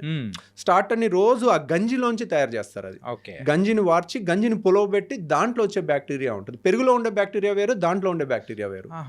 సో ఆ స్టార్టర్ నుంచి తయారు చేయటం అనేది ఇప్పుడున్న వాళ్ళలో ఎంతమంది చెప్తారు ఇది సద్దన్నం అని, కానీ ఆ అథెంటిసిటీ అనేది రియల్ గా మళ్ళీ మనం రీడిస్కవర్ చేసుకోవాల్సిన టైం వచ్చింది మన గట్ హెల్త్ కి. ఆ టేస్ట్ ని కూడా మిస్ అవ్వకుండా వాళ్ళు ఇప్పటికీ ఆయన చెప్తూ ఉంటే ఆయన ఫేస్లో ఆ ఎక్సైట్మెంట్, మా చిన్నప్పుడు ఇలా తినేవాళ్ళం, సద్దన్నం పెడితే ఎంత ఆనందంగా తినేవాళ్ళం అని చెప్తా ఉండేవాళ్ళు. సింపుల్గా మన ఇమాజినేషన్లోకి వెళ్తున్నాం, ఆ తింటున్న ఫీలింగ్ ఆ ఫీలింగ్ అనేది వచ్చేస్తూ ఉంటుంది. ఓకే సార్, ఈ ఫుడ్స్ విషయానికి వచ్చాం కాబట్టి ఫుడ్స్ విషయంలో మెయిన్గా మన హైదరాబాద్ అనే కాదు, ఇప్పుడు ప్రజెంట్ ఉన్న ట్రెడిషన్ ప్రకారం అయితే అందరూ కూడా biryani is very common thing. బిర్యానీలో లాట్ ఆఫ్ మసాలాస్ అన్నీ ఉంటాయి. దాంతోపాటు కాంబినేషన్గా ఒక బ్లాక్ కూల్ డ్రింక్ అనేది కూడా యూస్ అంటే తాగుతూ ఉండే అవకాశాలు అనేది కూడా ఎక్కువ ఉంటుంది. ఈ రెండింటి కాంబినేషన్ సో మన గట్ హెల్త్కి ఏమైనా ప్రాబ్లం తెస్తుందా? సో బిర్యానీస్ వల్ల మన ప్రాబ్లం తెస్తుందా అంటే యూజువల్గా వన్స్ ఇన్ ఎ వీక్ తిన్నాం అనుకోండి, ఓకే, ఇట్స్ ఓకే. బట్ బిర్యానీని కూడా ఇంట్లో మంచిగా చేసుకుని కూడా చాలా బాగా కుక్ చేసుకుని కూడా తినొచ్చు. ప్లస్ కూల్ డ్రింక్ అనేది కూడా once in a week is okay. So కానీ cool drink can destroy somebody's life. కొంతమంది పిల్లలు ఏంటంటే ఫ్రిడ్జ్లో 2 లీటర్ కూల్ డ్రింక్ బాటిల్ తెచ్చి పెట్టుకుని మంచినీళ్ళు తాగినట్టు తాగుతున్నారు. వాళ్ళు అసలు that is very destructive thing అనమాట. Cool drinks are not good, more dangerous than alcohol నేను చెప్తాను. కూల్ డ్రింక్స్ ఎక్కువ తాగటం. Okay. So it has not because of gas వల్ల కాదు. Gas is very good. Gas ఏముంటుంది దాంట్లో ఉండేది కార్బన్ డైఆక్సైడ్. కార్బన్ డైఆక్సైడ్ తాగామనుకోండి వెంటనే తేపు వచ్చేస్తుంది, లేదంటే కరిగిపోతేనేమో కరిగిపోయినా కానీ గాల్లో మనం ఆక్సిజన్ కన్నా కార్బన్ డైఆక్సైడ్ 20 times ఫాస్ట్గా బాడీలోకి వెళ్తుంది. అలాగే 20 times ఫాస్ట్గా బ్రీతింగ్లోంచి బయటకు వచ్చేస్తుంది. So 20 times faster diffusion. కాబట్టి మనకి carbon dioxide is not unhealthy. Okay. But ఆ కూల్ డ్రింక్లో ఒక కోకా కోలా గ్లాస్లో 16 ప్యాకెట్ల షుగర్ ఉంటుంది. 16 ప్యాకెట్ల షుగర్. మీరు కోకా కోలా సీఈఓని ఇంటర్వ్యూ చేసింది ఉంది, మీరు కావాలంటే యూట్యూబ్లో చూడొచ్చు. కోకా కోలా సీఈఓని మన సినిమా హాల్లో తీసుకునే ఈ సైజ్ కూల్ డ్రింక్ గ్లాస్ ఉంటుంది. ఈ గ్లాస్లో ఎన్ని ప్యాకెట్ షుగర్ ఉంటుంది అని అంటే 16 ప్యాకెట్ల షుగర్. 5-star హోటల్లో మనం టీ కలుపుకునేటప్పుడు ఇస్తారు చూడండి, అలాంటి 16 ప్యాకెట్లు మినిమం షుగర్ ఉంటుంది. సార్, ఒక చెంచా మనము షుగర్ వేసుకుంటేనే కాఫీలో అరే ఎక్కువ అయిపోయిందని చెప్పేసి అని అనుకుంటుంటాము. కాకపోతే ఇంత టూ మచ్ ఆఫ్ షుగర్ అనేది కూడా మనం కన్జ్యూమ్ చేస్తున్నామంటే ఆ టేస్ట్ అనేది ఆ గ్యాస్, ఆ కూలింగ్ అండ్ ఈ షుగర్ 3 కలిసేసరికి వస్తుంది. ఓకే. సో యాక్చువల్గా మీరు గ్యాస్ లేదనుకోండి, అసలు గ్యాస్ అంతా జస్ట్ షేక్ చేసి గ్యాస్ అంతా తీసేసి ఒట్టి కూల్ డ్రింక్ తాగండి, ఎవరు తాగలేడు. కూలింగ్ లేకుండా వేడిగా తాగలేరు. సో షుగర్ లేకుండా కొద్దో గొప్ప తాగొచ్చు. సో మోస్ట్ డేంజరస్ మనకు చిన్నప్పుడు గోలీ సోడాలు ఉండేవి. అవును. సో దాంట్లో కూడా కార్బన్ డైఆక్సైడ్ ఉండేది. దాంట్లో ఎక్కువ షుగర్ ఏమి ఉండదు. నిమ్మకాయ సోడా, నిమ్మకాయ వేసి కొంచెం ఉప్పు అన్న వేసుకోవచ్చు, కొంచెం మనం షుగర్ అన్న ఒక చెంచాను వేసుకుని తాగేస్తే ఇట్స్ నాట్ దట్ డేంజరస్. కానీ ఇప్పుడున్న వాటిలో ఆ కాన్సన్ట్రేషన్ పెంచి కాంపిటీషన్లో మా దాంట్లో ఎక్కువ ఎఫెక్ట్ అంటే మా దాంట్లో కిక్ ఎక్కువ, దీంట్లో కిక్ ఎక్కువ, దాంట్లో ఏం కలుపుతాం ఇమ్మెటీరియల్, మన సేల్ ఎంత అయింది అనేది ముఖ్యం. రైట్. అది రిజల్ట్స్ అనేది కావాల్సిందండి. ఇప్పుడు ఒక కంపెనీ ఒక సీఈఓని ఎంప్లాయ్ చేసింది అనుకోండి, ఏం చూస్తుంది, లాస్ట్ ఇయర్ ఎంత టర్న్ ఓవర్, నువ్వు ఇయర్ ఏం చేసావు, నువ్వేం పొడిచావు, ఎప్పటి నుంచో ఉన్నది, నువ్వు ఏ విధంగా దీన్ని పెంచావు, అంతే కదా అడిగేది వాళ్ళని. నువ్వు ప్రపంచంలో ఆరోగ్యాన్ని నువ్వు పెంచావా అని కంపెనీ అడుగుతుందా? అడగదు. మల్టీనేషనల్ కంపెనీస్కి అడగదు. కాబట్టి నువ్వు లాస్ట్ ఇయర్ టార్గెట్ ఎంత, ఈ ఇయర్ టార్గెట్ ఎంత పడింది, ఎంత పెరిగింది, నువ్వేం చేసావు అంతే అడుగుతారు. కానీ మన దాంట్లో ఎంత హెల్త్ చేసావు, ఎంత హెల్త్ సొసైటీకి ఇస్తున్నావు అది అడగరు. ఓకే. వాటికి 24 గంటలు అడ్వర్టైజ్మెంట్లు ఉంటాయి. గుడ్ హెల్త్కి ఎవడు అడ్వర్టైజ్మెంట్ చేయాలి? కన్సెప్షన్ ఆఫ్ షుగర్ని కూడా తీసుకుంటున్నాము. అండ్ తలుచుకుంటుంటేనే ఒక రకంగా కూల్ డ్రింక్ అంటేనే భయం వేస్తుంది, చాలా డిస్టెన్స్ ఉండాలనిపిస్తూ ఉంది. ఓకే. అండ్ ఈ మసాలాస్ దాని గురించి కూడా మాట్లాడుకుందామా సార్? ఏంటంటే కొన్ని మసాలాస్ కొంత మోతాదు వరకు ఆ బాడీకి ఇట్స్ హెల్తీ అనుకుంటాం, కాకపోతే ఎప్పుడు దాన్ని దాటితే మన గట్ కానీ లేకపోతే ఆ గ్యాస్ట్రిక్ ప్రాబ్లమ్స్ ఎప్పుడు వస్తూ ఉంటాయి? అంటే ఇప్పుడు మన మసాలాస్లో ఇప్పుడు చాలా వరకు అల్లం కానీ తెల్లుల్లి కానీ ఇవన్నీ కూడా కొంత యాంటీ ఆక్సిడెంట్ ప్రాపర్టీస్ ఉంటాయి. They are not very bad. So తర్వాత దాల్చిన చెక్క కానీ కొన్ని ఫ్లేవరింగ్ థింగ్స్ కానీ ఇవన్నీ కూడా చాలా మంచి ఫ్లేవర్ని ఇస్తాయి. వాటిలో హెల్త్ ప్రాబ్లం ఏమి ఉండదండి. యూజువల్గా ఓన్లీ మసాలా వల్ల కొంతమందికి ఎసిడిటీ ఆల్రెడీ ఉండి ఉన్న వాళ్ళకి, లోపల అల్సర్స్ ఉన్న వాళ్ళకి కానీ, లేకపోతే రిఫ్లెక్స్ అంటారు, అంటే వాళ్ళకి ఒక వాల్వ్ లూజ్గా ఉంటుంది. ఓకే, పేగులో పైనుంచి కిందకి వెళ్ళాలి కానీ కింద నుంచి పైకి రాకూడదు. ఆ వాల్వ్ ఒకటి ఉంటుంది ఇక్కడ. ఆ వాల్వ్ అంటే ఛాతీకి పొట్టకి మధ్యలో ఒక వాల్వ్ ఉంటుంది. ఆ వాల్వ్ లూజ్గా ఉంటుంది. వాళ్ళు తిన్నది మళ్ళీ గ్రైండర్, ఒకసారి ఒక బిర్యానీ కానీ ఒక మీల్ కానీ తినేసాం అనుకోండి, గ్రైండర్ ఆన్ అవుతుంది, మెల్లగా తిరుగుతూ ఉంటుంది. అది చిలికినట్టు చేసి 5 నిమిషాలకు ఒకసారి చిన్న పేగులోకి పంపిస్తుంది. ఓకే, స్టమక్లో గ్రైండింగ్ అవుతూ ఉంటుంది. 5 నిమిషాలకు ఒకసారి ఇన్లెట్ ఏమో ఒకటి, అవుట్లెట్ ఒకటి ఉంటుంది. అవుట్లెట్ క్లోజ్ ఉంటుంది, ఎప్పుడు తెరుచుకోదు. 5 నిమిషాలకు ఒకసారి తెరుచుకుంటుంది, కొంత ఫుడ్ని పేగులోకి పంపిస్తుంది, అది డైజెస్ట్ అవుతూ ఉంటుంది, అబ్జర్వ్ అయిపోతూ ఉంటుంది. ఇన్లెట్ లూజ్గా ఉందనుకోండి, ఆ చర్నింగ్ జరిగేటప్పుడు ఇప్పుడు గ్రైండర్ ఆన్ చేసి పై మొత్తం తీసేస్తే ఏమవుద్ది, ఇట్లా పైకి కొట్టుద్ది కదా, అలాగే వాళ్ళకి ఇదంతా ఇలా పైకి కొడతా ఉంటుంది. సో అలాంటి వాళ్ళు కారం మసాలా తింటే అది కారం మసాలా పొట్ట లోపల ఎంతైనా యాసిడ్ కానీ స్టమక్ వాళ్ళు స్ట్రాంగ్ ఉంటుంది, తీసుకోగలుగుతుంది. కానీ మన అన్నవాహిక తీసుకోలేదు. ఓకే, అన్నవాహిక is not adaptable for karam masala. So ఇక్కడంతా మండినట్టు అనిపిస్తుంది వాళ్ళకి. హార్ట్ బర్న్ అంటారు దాన్ని, హార్ట్ బర్న్. వాళ్ళు ఏంటి, చాలామంది కొంచెం స్పైసీ ఫుడ్ తిన్న తర్వాత సడన్గా ఎడం పక్క నొప్పి వచ్చినట్టు, మన ఇసోఫేగస్ గుండె పక్క నుంచి వెళ్తుంది, వెనకాల ఉంటుంది. ఓకే ఓకే, సో లెఫ్ట్ సైడే ఉంటుంది, మా సెంటర్కి కొంచెం ఇటువైపు ఉంటుంది. సో దాంట్లో మంట వచ్చినా గుండె నొప్పిలాగా ప్రాణం పోయినట్టు అనిపించి వాళ్ళు ఆల్మోస్ట్ ఆ భయంకే చచ్చిపోయేంత వస్తుంది. ఓకే, హార్ట్ బర్న్, దాని పేరే హార్ట్ బర్న్ అనమాట. మీరు హార్ట్ అటాక్ అనుకుని వెళ్ళే పేషెంట్లో 100 మందిలో 90 మంది వీళ్ళే ఉంటారు, ఎందుకంటే ఇది సర్వసాధారణమైన సమస్య. ఓకే, వాళ్ళు వెళ్ళగానే ఒక ఈసీజీ తీస్తారు, ఒక యాంజియోగ్రామ్ చేస్తారు, ఒక ఎకో చేస్తారు, హార్ట్కి సంబంధించిన అన్ని టెస్టులు చేసి హార్ట్ అటాక్ కాదు అంటే వాళ్ళు అప్పుడు ప్రశాంతంగా నిద్రపోతారు అనమాట. ఓకే, సో కామన్ గా జరిగేది ఇదే సార్. జరిగేది ప్రతి ఒక్కరిలో ఏంటంటే అదే ఆ మసాలాస్ కానీ ఏదన్నా మనకు సూట్ అవున్ ఫుడ్ తీసుకున్నామంటే ఆ మండుతూ ఉందంటే మీరు అన్నట్టు ఆ లెఫ్ట్ సైడ్ వస్తుంటా, బా ఏదో వచ్చేసింది అని ఆ ప్యానిక్ని బట్టే విల్ గో అండ్ అంటే ఎక్కువగా మనము అదే అనుకుంటూ ఉంటాము. మీరు అన్నట్టు హాస్పిటల్కి పరిగెడుతూ ఉంటారు, అక్కడికి వెళ్ళిన తర్వాత ప్యాంటాప్రోజోల్ ఇంజెక్షన్ అవి ఇచ్చేసి ఓకే కూల్ అయిపోతూ ఉంటారు. కూల్ అయిపోతుంది, కానీ దాని ముందు చచ్చిపోతా ఉన్న భయం ఉంటుంది కదండి.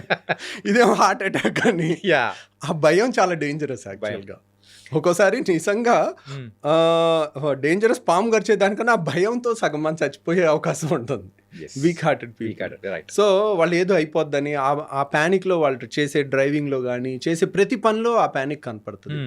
దట్ ఈస్, కాకపోతే ఏంటంటే నేను పబ్లిక్కి చెప్పాలనుకునే ఒకటి ఏంటంటే అండి, ఒక 60 ఏళ్ల మనిషో 55 ఏళ్ల మనిషో స్మోకరో లేకపోతే షుగరు ఎక్కువ ఉండి బీపీ ఎక్కువ ఉండి కొలెస్ట్రాల్ ఎక్కువ ఉండి వాళ్ళకి ఇక్కడ చెస్ట్లో పెయిన్ వస్తే భయపడ్డారంటే అర్థం ఉంది. 20 ఏళ్ళోళ్ళు వెళ్ళి యాంజియోగ్రాములు చేసుకుంటా ఉన్నారు అంటే ఆ భయానికి. సో నాకు ఇంకా ఏదో ఒకటి చేయండి, నాకు గుండె డాక్టర్ నీకు గుండె ప్రాబ్లం లేదమ్మా అనగానే లేదు సార్ ఏదో ఉంది సార్ అని ఉంటారు. ఇది హార్ట్ బర్న్, దాని పేరే హార్ట్ బర్న్. ఓకే, కాబట్టి కొంచెం రేషనల్గా థింక్ చేయండి. 25 ఏళ్ల వయసులో హార్ట్ అటాక్ వచ్చుంటే భూమి మీద యువత అనేది, మానవ జాతి అనేది అంతరించిపోద్ది. అలా జరగదు లెక్క ప్రకారం, unless you are a chain smoker. That's the only reason. ఇప్పుడు ఎక్కడో యూట్యూబ్లో ఒక 25 ఏళ్ల మనిషికి సడన్గా కళ్ళు తిరిగి పడిపోయాడు, చచ్చిపోయాడు అన్నాడు అనుకోండి, ఏం రీసెర్చ్ లేదు, హార్ట్ అటాక్ అని ప్రూఫ్ కూడా ఉండదు, హార్ట్ అటాక్తో చచ్చిపోయారు అంటారు. How can you say that? బ్రెయిన్లో బ్లడ్ క్లాట్ అయి చచ్చిపోయి ఉండొచ్చు, నువ్వు ఏమన్నా పోస్ట్ మార్టం చేసావా? నువ్వు ఎలా చెప్పగలుగుతావు? ఇప్పుడు మీడియా ప్రతినిధులు అందరూ వెళ్ళిపోతారు, they are not doctors to decide what is the exact cause of death. Right, exact cause sudden death, కుప్పకూలిపోయి చచ్చిపోయి ఉంటే బ్రెయిన్లో రక్తనాళాలు చిట్టినా టప్పును పడిపోయి చచ్చిపోవచ్చు. అంటే లాట్ ఆఫ్ రీజన్స్ అనేది కూడా ఉంటాయి, కానీ వీళ్ళే దానికి కారణం ఇదో హార్ట్ అటాక్తో సడన్గా చచ్చిపోయారని కన్క్లూషన్స్ ఇచ్చేస్తున్నారు అనుకోండి. That is wrong thing. అమ్మో వాడు ఎవడో చచ్చిపోయాడు, నేను ఇలా డాన్స్ చేస్తున్నప్పుడు ఇలా పడిపోతే ఏంటి సార్ నా పరిస్థితి ఏంటి? యాక్చువల్గా దాని గురించి అంటే ఇంత యంగేజ్లో కూడా హార్ట్ అటాక్స్ వస్తున్నాయని చెప్పేసి చాలామంది చూసి, సో హెల్త్కి సంబంధించి అంటే టెస్ట్లకు వెళ్ళే వాళ్ళు కానీ అలా పెరుగుతూ ఉన్నారు రీసెంట్ టైమ్స్లో. సో మెయిన్గా ఈ హార్ట్ అటాక్ ఆ వీడియోస్ ఎప్పుడైతే సర్క్యులేట్ అనేది కూడా ఎక్కువ తిరుగుతూ ఉన్నాయో అప్పటి నుంచి మొదలైంది ఆ పానిక్ బటన్ కైండ్ ఆఫ్. అంటే రేర్ జబ్బులు ఎప్పుడూ ఉంటాయండి, కోట్లలో ఒకరికి వచ్చే జబ్బులు ఉంటాయి. ఆ జబ్బుల్లో యంగ్స్టర్స్ కూడా ఒక్కోసారి సడన్ డెత్ ఉంటారు. సడన్ ఇన్ఫాంట్ డెత్ సిండ్రోమ్ అని ఒకటి ఉంటుంది. చిన్న పిల్లలు 1 year పిల్లలు సడన్గా చచ్చిపోతారు, రీజన్ తెలియదు. ఓకే. దాన్ని పోస్ట్ మార్టం చేసి చూస్తే కానీ తెలియదు.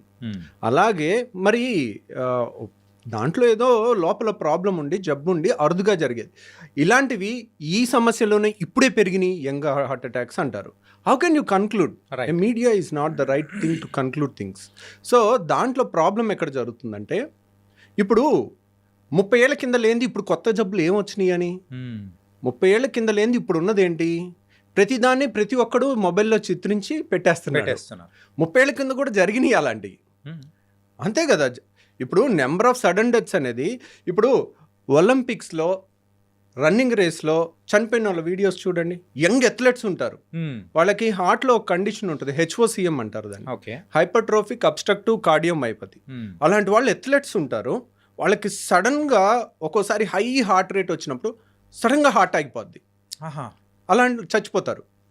అలా మీరు కావాలంటే అలాంటి వీడియోస్ కూడా ఉన్నాయి. అథ్లెట్స్లో హార్ట్ అటాక్ రాదు కదా, రాదు. అది HOCM జబ్బు వల్ల వచ్చింది. ఓకే, అది డాక్యుమెంటెడ్ థింగ్స్, దాన్ని రీసెర్చ్ థింగ్ ఉంటుంది. ఎవరైనా చనిపోయారంటే రీసెర్చ్ చేసి ఇది పక్కా హార్ట్ అటాక్ అని ప్రూవ్ చేసి మనం మాట్లాడాలి. ఎవడో జరిగిపోయాడు, ఏదో పడిపోయాడు, సడన్గా పడిపోయాడు, వీడియో తీయటం, ఇంకో వీడు చచ్చిపోయాడు, మీరు చచ్చిపోయే అవకాశం ఉంది, జాగ్రత్త ఉండండి అన్నారనుకోండి, ఇంకా పాపం ఎవడో నిద్రపోడు ప్రశాంతంగా. ప్రతి ఒక్కరికి జరుగుతుంది present. So these things are there in the past, these things are there present. ఇన్ని కోట్ల మంది దగ్గర కెమెరాస్ ఉన్నప్పుడు మీరు 90sలో 2000sలో హై ఎండ్ సినిమాలు తీసే కెమెరాలు ఉన్నాయి చూడండి, వాటికన్నా ఇప్పుడున్న మొబైల్లో మోర్ క్లారిటీ వస్తుంది. అంటే ప్రతి ఒక్కరి దగ్గర ఫిల్మ్ మేకింగ్ కెమెరాస్ ఉన్నట్టు అవన్నీ స్పెషల్ ఎఫెక్ట్స్ పెట్టి బ్యాక్గ్రౌండ్ మ్యూజిక్ పెట్టి ఇలాంటివి చూపించామనుకోండి, అందువల్ల ఒత్తిడి ఎక్కువైపోయి అనవసరమైన టెస్ట్లు ఎక్కువ చేయించుకుని వాళ్ళు చాలామంది పాపం భయంతో బతుకుతూ ఉన్నారు. చాలామందికి అంటే సినిమాస్ చూసైనా కానీ లేకపోతే నార్మల్గా మార్నింగ్ లేవగానే కాఫీస్ తాగడం అనేది కూడా కొంచెం అలవాటు అనేది కూడా ఉంది కూడా ఇప్పుడు ప్రజెంట్. సో ఇలా మార్నింగ్ కాఫీ అనేది తాగడం మంచిదా కాదా? కాఫీ అనేది కానీ టీ అనేది కానీ ఉందనుకోండి, coffee increases acidity. Okay, that is proven beyond doubt, దాంట్లో సందేహం ఏం లేదు. టీ అనేది ఎసిడిటీని పెంచదు. ఓకే, సో టీ హెల్దీయా కాఫీ హెల్దీయా అంటే tea is always healthier than coffee. So tea కాఫీలో ఓన్లీ నెగిటివ్ థింగ్ ఏంటి అంటే added sugar is the only negative thing. ఇక్కడ దీంట్లో టీలో కానీ కాఫీలో కానీ షుగర్ 2 స్పూన్ షుగరు అలా వేయటం ఆపేసి 1/2 స్పూన్ షుగర్కి తీసుకురాగలిగితే కనుక, దాన్ని ఆస్వాదించగలిగితే that is the best thing. Acidity లేని వాళ్ళు హ్యాపీగా తాగొచ్చు కాఫీ. ఒక కాఫీతో మన ఆరోగ్యం ఏం పాడైపోదు. అంటే early morning coffee sir, early morning కూడా తప్పేం లేదండి, that is nothing wrong in it. Okay, కాకపోతే ఎసిడిటీ ఉన్న వాళ్ళు చేస్తే వాళ్ళకి కడుపు మండే అవకాశం ఉంటుంది. Coffee increases acidity. Okay okay, కాబట్టి ఎసిడిటీ ఉన్న వాళ్ళు తాగితే వాళ్ళకి పడదు, వాళ్ళు తాగాల్సిన అవసరం లేదు. Better they can go for tea తాగొచ్చు, అప్పుడు టీ తాగొచ్చు, దాంట్లో తప్పేం లేదు. Okay sir. అండ్ రీసెంట్ టైమ్స్లో కూడా ప్రోబయాటిక్ క్యాప్సూల్స్ కానీ టాబ్లెట్స్ కానీ తీసుకోవడం అనేది అంటే సజెషన్, అంటే డాక్టర్ సజెషన్ చేసిన తర్వాత తీసుకోవడం బాగానే ఉంటుంది. కాకపోతే కొంతమంది డాక్టర్ సజెస్ట్ చేయకుండానే వాడడం అనేది కూడా మొదలు పెడుతున్నారు, కొంతమంది వాడుతున్నారు. సో ఇది ఎంతవరకు హెల్త్కి బెస్ట్ అంటారు? అంటే ప్రోబయాటిక్స్ అనేవి ఇట్ ఈస్ నథింగ్ బట్ నేను చెప్పాను కదండి, మన పెరుగన్నం ఈజ్ ఎ ప్రోబయాటిక్, మన సద్దన్నం ఈజ్ ఎ ప్రోబయాటిక్. దాంట్లో ఉండే బ్యాక్టీరియల్ కాంపోజిషన్ డిఫరెంట్ ఉంటుంది. అది గంజి పులిసి పెడితే వచ్చేది. ఓకే, సో పెరుగుని పులివి పెడితే వచ్చే బ్యాక్టీరియా లాక్టోబాసిల్లస్లో వేరే స్పీషీస్ ఉంటాయి. ఓకే, తర్వాత మన దోశ పిండిని పులవ పెడితే వచ్చేది వేరే స్పీషీస్ ఉంటాయి. ఇట్లా రకరకాలవి ఉంటాయి. అంటే వీటన్నిటిని హెల్తీ బ్యాక్టీరియా మన ఫుడ్లో తీసుకోవటం ఇంకా మంచిది అంటాను. మనం చెత్తంతా తిని ఒక ప్రోబయాటిక్ వేసుకుంటే మంచి అయిపోదు. ఓకే, సో మనం రోజు తినే దాంట్లో మీరు చెత్త తినాలనుకున్నారనుకోండి, టేస్ట్ బేస్డ్ వారానికి ఒక రోజు పెట్టుకోండి చీట్ డే. మిగిలిన 6 days వీలైనంత వరకు మనం హెల్దీ డైట్కి స్టిక్ ఆన్ అయి ఉంటే మంచిది. ఓకే, అండ్ మన గట్ హెల్త్ విషయానికి వచ్చేటప్పటికి రీసెంట్ టైమ్స్లో పేగు క్యాన్సర్ అనేది కూడా బాగా వింటున్నాము. సో అది యూజువల్గా ఎలా వస్తూ ఉంటుంది? అంటే మనం తీసుకునే లైఫ్ స్టైల్ హ్యాబిట్స్, ఫుడ్స్ వల్లే ఆ పేగు క్యాన్సర్ అనేది కూడా ఎక్కువగా వస్తూ ఉంటుందా, లేకపోతే దానికి గల కారణాలు ఏంటి? నేను రీసెంట్గా ప్యారిస్ వెళ్ళాను. ఓకే, ప్యారిస్ వెళ్తే అక్కడ ఫుడ్ చూస్తుంటే నాకు అదొక రకమైన విరక్తి కలిగింది. ఉదయం లేవగానే అక్కడికి వెళ్తే హోటల్లో బుఫే పెడతారు. ఓకే. ఏముందంటే బ్రెడ్ జామ్, లేదంటే ఆ సాసేజెస్లు beef pork, that is there. ఇంకేం లేదు వాళ్ళకి తినడానికి. They don't have anything. ఇప్పుడు మన ఇండియాలో 5 స్టార్ హోటల్కి వెళ్ళండి, ఇడ్లీ ఉంటుంది, దోశ ఉంటుంది, వడ ఉంటుంది, ఉప్మా ఉంటుంది, ఒక 100 రకాలు ఉంటాయి. So they are all our traditional. We have so much variety to eat. వాళ్ళకి అంత వెరైటీ కనపడట్లేదు ఎక్కడ. ఓకే. తింటే మొత్తం స్టీక్ డైరెక్ట్ మా రెడ్ మీట్ ఎక్కువ తింటారు. అండ్ ఇది ఇంత మీట్ తిని మనం 4 లెట్టూస్ ఆకులు తింటే హెల్దీ థింగ్ వచ్చేది కదా, రాదు. So we have a wonderful options. మన traditional options are very good, very time tested. That is మీరందరూ ఇప్పుడు మన దగ్గర ఈ మీడియా ద్వారా క్యాన్సర్లు అవి ఎక్కువ వింటున్నాం అని భయపడుతున్నారు కానీ మీరు నోట్ చేసుకోండి, టెక్స్ట్ బుక్ పేజ్ తీసి నోట్ చేసుకోండి కావాలంటే. Davidson text book of medicine అంటే ఇది ఆల్మోస్ట్ ఎంబీబీఎస్ డాక్టర్స్కి భగవద్గీతతో సమానం. ఓకే. అలాంటి బుక్లో హ్యారిసన్ కానీ డేవిడ్సన్ కానీ సిఎండిటి అనే టెక్స్ట్ బుక్లో కోలన్ క్యాన్సర్ అనే చాప్టర్ ఓపెన్ చేయండి. ఓకే. ఓపెన్ చేస్తే what is the incidence in America అంటే, what is the incidence in India అంటే, ఇండియాలో కన్నా 30 రెట్లు అమెరికాలో క్యాన్సర్ ఎక్కువ. ఓకే. 30 రెట్లు కోలన్ క్యాన్సర్, పెద్ద పేగు క్యాన్సర్. యూనో 50 ఏళ్ళు దాటిన ప్రతి ఒక్కళ్ళు 5 ఏళ్ళకి ఒకసారి కానీ కొలనోస్కోపీ చేయాలి. ఓకే. కొలనోస్కోపీ అంటే ఆల్మోస్ట్ ఇంత పెద్ద పైప్ని మోషన్ ద్వారా నుంచి కంప్లీట్గా వెళ్ళి పెద్ద పేగంతా స్టడీ చేస్తారు ఎక్కడన్నా క్యాన్సర్ వస్తుందా అని. Okay. Okay. That is a rule. మీరు అది చేయలేదనుకోండి, యువర్ ఇన్సూరెన్స్ ప్రకారం నువ్వు అది చేయించుకోలేదు, రేపు నీకు క్యాన్సర్ వస్తే నీకు ఇన్సూరెన్స్ కూడా కవర్ అవ్వదు. ఓకే. ఇండియాలో ఆ రూల్ లేదు. ఎందుకని? మీరు ఏ టెక్స్ట్ బుక్ అన్నా చదవండి, కోలన్ క్యాన్సర్ అంటే 5 ఏళ్ళకి 10 ఏళ్ళకి ఒకసారి కొలనోస్కోపీ చేసి స్క్రీనింగ్ చేయాలి. ఇండియాలో అది లేదు. ఎందుకు? 30 times more common in western population. యూరోప్లో, యుఎస్లో దట్ ఈస్ మోర్ కామన్. మన ఇండియాలో ఎందుకు లేదు? మన food habits, we have so much to eat. అన్ని ట్రెడిషనల్, వెజిటేరియను, మంచిగా అన్నము, పప్పు, లేదంటే ఒక కూర, ఒక వెజిటబుల్ కూర, తర్వాత పెరుగు. ఆ ట్రెడిషన్కి మనం అలవాటు పడున్నాం ఎప్పటి నుంచో. ఆ tradition is protecting hour small right, మన ఇంటెస్టైన్స్ని కాపాడి చాలా వరకు క్యాన్సర్ రాకుండా అయి ఉంటుందని నేను అనుకుంటున్నాను. ఎందుకంటే మేమేంటి అనుకుంటున్నాం, అన్ని చదివినా మేము కన్క్లూషన్స్ ఇవ్వము. మోస్ట్ లైక్లీ ఇది కారణం అయి ఉంటుంది అని చెప్పగలుగుతాం. ఓకే. చాలామంది ఏంటంటే నాలెడ్జ్ లేని వాళ్ళు ఇది ఇదే అని కన్క్లూజన్ చేయాలంటే దాని పెద్ద చాలా రీసెర్చ్ ఉండాలి. అంటే సింపుల్ చెప్పాలంటే యు ఆర్ నాట్ పాసింగ్ అనే judgment but most likely this might be the reason. అక్కడికి వెళ్తే అసలు ఏం తినాలో అర్థం కాల. ఆ బ్రెడ్ జామ్ ఎంత చండాలంగా ఏమని తింటాం రోజు అదేనా, లేదంటే కాన్ఫ్లెక్స్, ఇంకేం తింటాం చెప్పండి మీరు. మనం ఇన్ని రకాల మంచిగా చక్కగా ఒక ఇడ్లీ, ఒక దోశ, ఒక పూరి ఇలాంటి వాటికి అలవాటు పడిన వాళ్ళు అక్కడ వాళ్ళు ఇంక రోజు ఎలా తింటున్నారో నాకు ఆశ్చర్యం వేస్తుంది. సో రోజు అదే తిని వాళ్ళకన్నీ పైల్ సమస్య ఎక్కువ, ఫిషర్ సమస్య ఎక్కువ, కాన్స్టిపేషన్ సమస్య ఎక్కువ, కోలన్ క్యాన్సర్ ఎక్కువ. మన దగ్గర ఇవన్నీ లేవు. మనం ఏం చేస్తున్నాం, మన ఫుడ్ చాలదా అన్నట్టు ఆ పిజ్జా బర్గర్ వెనకాల పడుతున్నాం. ఏముంది దాంట్లో టేస్ట్? మన ట్రెడిషనల్ ఫుడ్లో లేనంత టేస్ట్ దాంట్లో ఉందా? సో మన దాంట్లో టేస్ట్ ఉంది, దాంట్లో డౌటే లేదు. అది కొంచెం ఒక వేలం వెర్రీలాగా ఉంటుంది. ఎందుకు అన్నారనుకోండి, people tend to get attracted to negative things, destructive things more than good things. Right. And మీరు అంటారు చూడారా పోక్రీ సినిమాలో ఏదో గాంధీ మీద సినిమా తీస్తే అసలు ఆడదు, అదే కడప కింగ్ 250 centers 100 days అంటారు కదా. సో అంతే. ఇప్పుడు చూడండి, ఇప్పుడు మీరు మంచి సినిమా చూడండి, చూడరు. ఇప్పుడు పుష్ప 2లో ఒక స్విమ్మింగ్ పూల్లో ఉచ్చబోసే సీను ఒక హీరో చేస్తే దాన్ని మన కిడ్స్ ఏ విధంగా తీసుకుంటారండి? సో అంటే దానికి అన్ని కలెక్షన్స్ ఎలా వస్తున్నాయి? బ్యాడ్ ప్రోడక్ట్ని యూ కెన్ సెల్ ఇట్, అది నీ గొప్పతనం అయి ఉండొచ్చు. దానంతట అది ఒకప్పట్లాగా మీరు పాత సినిమాల్లో ఇప్పుడు జగదేక్ వీరుడు అతిలోక సుందరి సినిమా చూడండి, మీరు 100 సార్లు చూసినా చూడాలనిపిస్తుంది. ఆ శ్రీదేవి యాక్షన్ కానీ, చిరంజీవి స్టెప్పులు కానీ. So there is impeccable. That is real టాలెంట్తో వచ్చింది, ఇది మార్కెటింగ్తో వచ్చింది. ద డిఫరెన్స్ అనేది కూడా ఉంటుంది. ఓకే సార్, యూజువల్గా గ్యాస్ట్రిక్ ఇష్యూస్ ఉన్న వాళ్ళకు హార్ట్ అటాక్స్ అనేది కూడా వచ్చేస్తూ ఉంటాయి అంటారు. మరి ఇందాక మీరు చెప్పిన హార్ట్ బర్న్ అనే ఎక్కువ సిచ్యువేషన్స్ ఉంటుంది, లేకపోతే హార్ట్ అటాక్స్ నిజంగా వచ్చే అవకాశాలు ఉంటాయంటారా?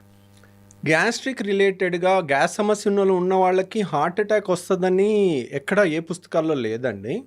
కాకపోతే ఏంటంటే గ్యాస్ సమస్యలు ఉన్న వాళ్ళకి చెప్పాను కదండి, చాలా మందికి ఈ అప్పర్ వాల్వ్ అనేది లూజ్గా ఉంటుంది, వాళ్ళకి హార్ట్ బర్న్ కామన్గా ఉంటుంది, వాళ్ళకి చాలా వరకు హార్ట్ ప్రాబ్లం ఏమో అన్న భయం ఉంటుంది, కానీ యూజువల్గా వాళ్ళకి హార్ట్ అటాక్స్ పెరిగే అవకాశం లేదు. హార్ట్ అటాక్స్ పెరగచ్చు, దేనివల్ల పెరగచ్చు, రోజు బిర్యానీ తింటున్నారు అనుకోండి, దాంట్లో ఆయిల్ ఎక్కువ ఉంటుంది, కొలెస్ట్రాల్స్ ఎక్కువ ఉంటాయి, మనం తినే ఫుడ్ డైలీ అన్హెల్దీ ఫుడ్ తింటున్నాం అనుకోండి, డైలీ మన ట్రెడిషనల్ ఫుడ్ ఏంటి, చక్కగా కూర, పప్పు, పెరుగు ఈ టైప్ తినకుండా, సాంబారు, రసం ఇట్లాంటివి తినకుండా రోజు మనం బిర్యానీలు తింటుంటే that is not our food, that is not healthy food also. వారానికి ఒక రోజు ఈజ్ ఓకే. సో అలా తింటుంటే దానివల్ల హార్ట్ అటాక్ వస్తుంది. దాంట్లో గ్యాస్ వల్ల రాదు, మనం తినే కంటెంట్స్ ఆర్ నాట్ గుడ్, దానివల్ల రావచ్చు.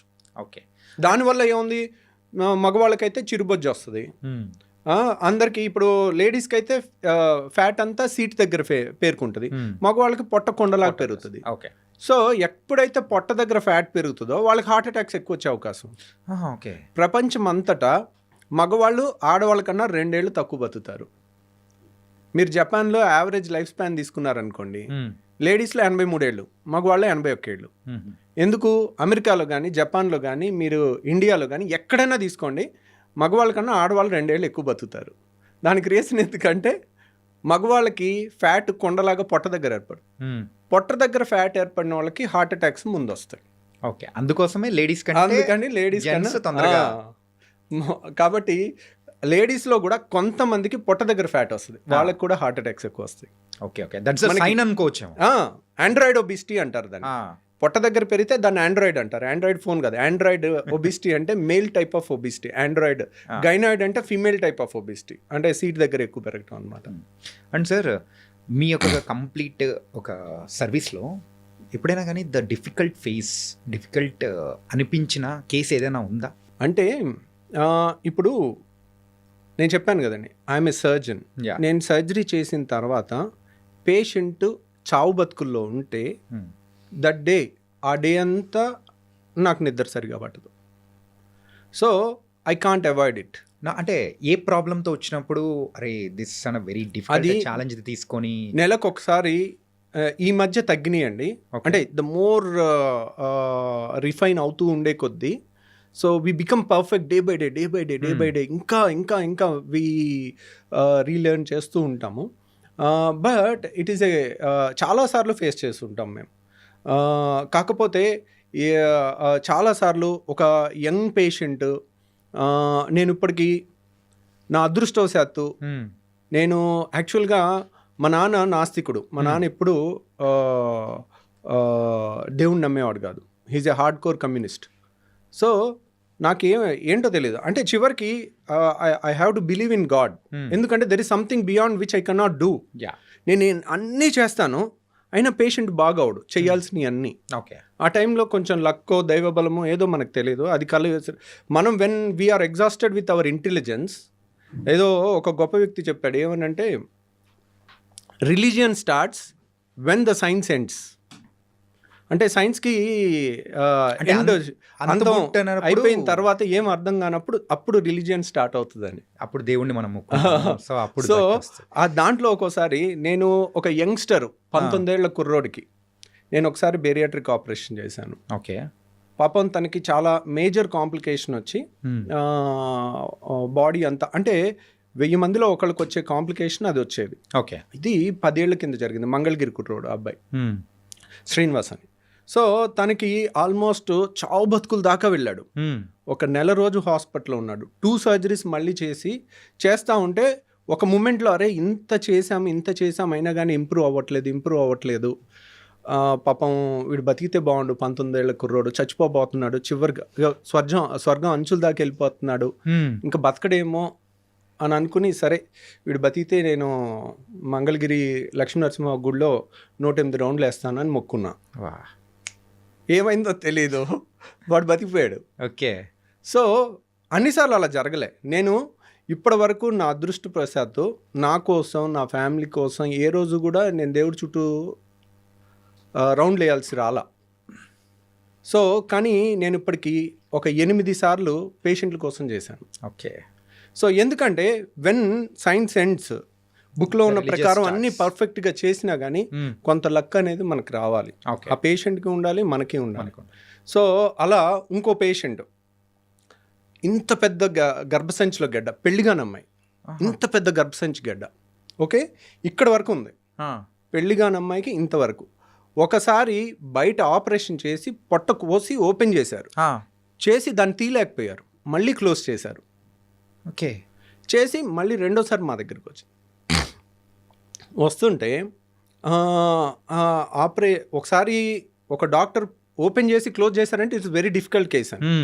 నేను పెళ్లిగాని అమ్మాయి, నేను సరే దాంట్లో ఫైబ్రాయిడ్ గడ్డలు ఇంత ఉన్నాయి, అవి ఒక్కటి తీసేస్తానమ్మా అని చెప్పాను. కానీ గర్భసంచి కూడా తీసేయాల్సి రావచ్చు, కానీ పెళ్లిగాని అమ్మాయి గర్భసంచి తీసేస్తే ఇంకేముంది, పిల్లలు పుట్టరు. సో నేను సరే ట్రై చేస్తాను కానీ గ్యారంటీ ఇవ్వలేనని చెప్పాను. సరే ఓకే చెప్పారు, ఓపెన్ చేశాము. ఇట్ వాజ్ ఒక సర్జన్ ఓపెన్ చేసి క్లోజ్ చేశాడంటే మనం అర్థం చేసుకోవచ్చు, లోపలికి వెళ్తే ఎంతెంత పంపుల్లాగా ఉన్నాయి అన్ని రక్తనాళాలు, ఎక్కడ ముట్టుకుంటే అక్కడ బ్లీడింగ్, ఎక్కడ ముట్టుకుంటే అక్కడ బ్లీడింగ్, పంపులు కొట్టినట్టు కొడతా ఉంది. ఒక టైంలో 25 ఏళ్ళ అమ్మాయి, 26 ఏళ్ళ అమ్మాయి మన కళ్ళ ముందు బ్లీడ్ అయి చచ్చిపోతూ ఉండి హెల్ప్లెస్గా ఉంటే అసలు ఎక్కడ ముట్టుకుంటే అక్కడ బ్లీడింగ్ అయిపోతూ ఉంది, నా అర్థం కాని పరిస్థితి. సో ఆ టైంలోనే పేషెంట్ బీపీ ఎక్కువ ఉంది, ఇంకెలాగా చచ్చిపోద్ది అని అనిపించింది. అంతా ప్రెషర్ పెట్టేసి మాప్స్ పెట్టి ప్రెషర్ పెట్టి ఆపుతా ఉన్నాం. ఆపి కొంతసేపు ప్రశాంతంగా ఉండి ఈ అమ్మాయి బతికితే చాలరా అని అప్పుడు కూడా అనుకున్నాను. ఎందుకంటే 25 ఏళ్ల పేషెంట్ టేబుల్ మీద చచ్చిపోతే దాన్ని తీసుకునే అంత గట్స్ ఎంత గొప్ప సర్జన్కైనా ఉండదు. రైట్. సో వాళ్ళు అన్నీ ఒప్పుకున్నప్పటికీ కూడా వాళ్ళు ఒప్పుకుంటారు, అమ్మా ఇది కష్టమైన ఆపరేషన్ అని మనం చెప్తాం, అయినా కానీ దాన్ని డైజెస్ట్ చేసుకోలేము. రైట్. వాళ్ళు ఏంటి ఆ 90%లోనే ఉంటామేమో అన్న ఆశతో వస్తారు, నమ్మకంతో వస్తారు. ఈ 10%లో ఉండంలే అనే అనుకుంటారు, మనం 10% రిస్క్ అని చెప్పినా కానీ. సో ఆ పేషెంట్ లక్కీగా కొంతసేపు ప్రశాంతంగా ఉండి బీపీ కొంచెం ఎక్కువ ఉన్న దాన్ని డౌన్ చేస్తే, డౌన్ చేసిన తర్వాత రక్తస్రావం కూడా కొంచెం తగ్గుద్ది. ఓకే. అప్పుడు ఎలాగో ఒకలాగా ఆ గడ్డ అంతా తీలేమేమో, అలా వదిలేసి రావాలేమో, ఆ బ్లీడింగ్ ఆగదేమో, ఎన్నో క్వశ్చన్స్ ఉన్నాయి. తర్వాత మళ్ళీ అందరం కలిసి దాన్ని తీసేసి సక్సెస్ఫుల్గా గర్భసంచి మొత్తం తీసేయాల్సి వచ్చింది, కానీ పేషెంట్ సేవ్ అయింది. ఓకే. సో అట్లా అంటే మీరు యూజువల్గా ఆ సైజ్ చెప్తూ ఉంటేనే ఇంత సైజ్, అది కూడా కడుపులో, దాని వీడియో కూడా ఉందండి నా దగ్గర. మై గాడ్, ఆ వీడియో కూడా ఉంది, మనం కావాలంటే అది చూపించవచ్చు. వద్దు సార్ ప్లీజ్. అంటే యాజ్ ఎ సర్జన్గా అండ్ మీకైతే గట్స్ ఉన్నాయేమో, కానీ యాజ్ ఎ నార్మల్ పర్సన్స్ లాగా we can't take it also. కొన్ని ఈవెన్ నార్మల్ పీపుల్ కూడా ఆ సర్జరీస్ చూడాలన్నా కానీ బ్లడ్ చూస్తేనే పడిపోతుంటారు సార్. ఇంకా సర్జరీస్లో మీరు చూపించారంటే లిటరల్లీ అంతే, నేను కూడా అయిపోతున్నామో సార్. అంటే అన్నిసార్లు అలా ఉండదండి. సర్జరీ లైక్ మంచి సర్జన్ ఆపరేట్ చేస్తుంటే ఇట్స్ లైక్ మంచి మ్యూజిక్ వింటున్నట్టు ఉంటుంది. అలా నేను గాల్ బ్లాడర్ ఆపరేషన్ 5 నిమిషాల్లో చేసిన వీడియో ఒకటి లైవ్ పెట్టాను మన ఛానల్లో, దాంట్లో చూడండి. ఆపరేషన్ అంటే ఇలా ఉంటుంది, ఏదో వీడియో గేమ్ ఆడుకున్నట్టుందే, చుక్క బ్లడ్ లేదు, అసలు ఇంత అద్భుతమైన ప్రపంచం ఇంత మంచి కెమెరాలో మన బాడీలో ఉందా, ఇంత రక్తనాళాలు ఇంత సన్నసన్నవి కూడా కనపడతాయా అనే ఎక్సైటింగ్గా ఉండే ఒక కోణం చూస్తారు. అది చాలాసార్లు అలాగే ఉంటుంది. కానీ సర్జరీ ఈజ్ అన్ఎక్స్పెక్టెడ్, ఎప్పుడు ఏమి ఎలా జరుగుతుంది అనేది, ఎలా వచ్చి పడుతుంది అనే దానికి మనం ప్రిపేర్ అయ్యి ఉండాలి. సో అది మీరు కావాలంటే ఆ వీడియో చూడండి. నేను అపెండిక్స్ ఆపరేషన్ పెట్టాను, గర్భసంచి ఆపరేషన్ పెట్టాను, గాల్ బ్లాడర్ ఆపరేషన్ పెట్టాను. ఇవన్నీ కూడా 5 నుంచి 10-15 నిమిషాల్లో అయిపోయి చుక్క బ్లడ్ లేకుండా నీట్గా ఉన్నది, బ్యాక్గ్రౌండ్ వాయిస్తో చెప్పాను. అది చూడొచ్చు. బ్లీడింగ్ అయ్యేవి అవి మీరు చూడలేరు. అదే మెయిన్గా అది లేకపోతే చాలు సార్. అమ్మా సార్, అండ్ ఈ పాడ్కాస్ట్ ద్వారా సో యూజువల్గా అయితే ప్రజలకు మనము అంటే వాళ్ళు ఎడ్యుకేట్ అయ్యేటట్టు యూజువల్గా గట్ హెల్త్ గురించి కానీ, సో మీలాంటి పర్సన్స్ చెప్తే ఇంకా బాగుంటుందని చెప్పేసి ఐ కేమ్ హియర్. అంటే మీరు రావడంతో వీఆర్ వెరీ హ్యాపీ. అండ్ కొన్ని మెయిన్గా గట్ హెల్త్ బాగుండడానికి ఎలాంటి జాగ్రత్తలు తీసుకుంటే ఉంటుందో అనేది కూడా చెప్పారు. సో ఫైనల్ క్వశ్చన్ ఇస్, యూజువల్గా ఫుడ్ అనేది కూడా ఉంటుంది సార్. మార్నింగ్ అయితే హెవీగా, అంటే మార్నింగ్ రాజులా తీసుకోమంటారు, మధ్యాహ్నం అయితే మనిషిలా తీసుకోమంటారు, రాత్రి అయితే అడుక్కునే వాళ్ళ తీసుకోమని ఇట్లా చెప్తూ ఉంటారు. సో ఇది ఎంతవరకు ఫాలో అవ్వచ్చు అంటారు? అంటే దట్స్ వన్ వే ట్రూ అండి. ఎందుకంటే ఉదయం లేసామనుకోండి, ఉదయం లేచిన కాడ నుంచి మనం ఒక 12 గంటలో 10 గంటలో వర్క్ చేస్తాం. రైట్. సో మన కండరాలకి అన్నిటికీ కూడా ఎనర్జీ కావాలి. కాబట్టి మార్నింగ్ తిన్నా కానీ మనం చేసే పనితో అది అరిగిపోతుంది. సో మనం మధ్యాహ్నం కూడా తీసుకోవచ్చు. నైట్ ఏంటంటే తిన్న వెంటనే మనం పెద్ద పని చేసేది, నైట్ అంతా పడుకునేది ఉంటుంది. సో పడుకునే టైంలో మనకు అంత ఎనర్జీ ఏం అవసరం ఉండదు.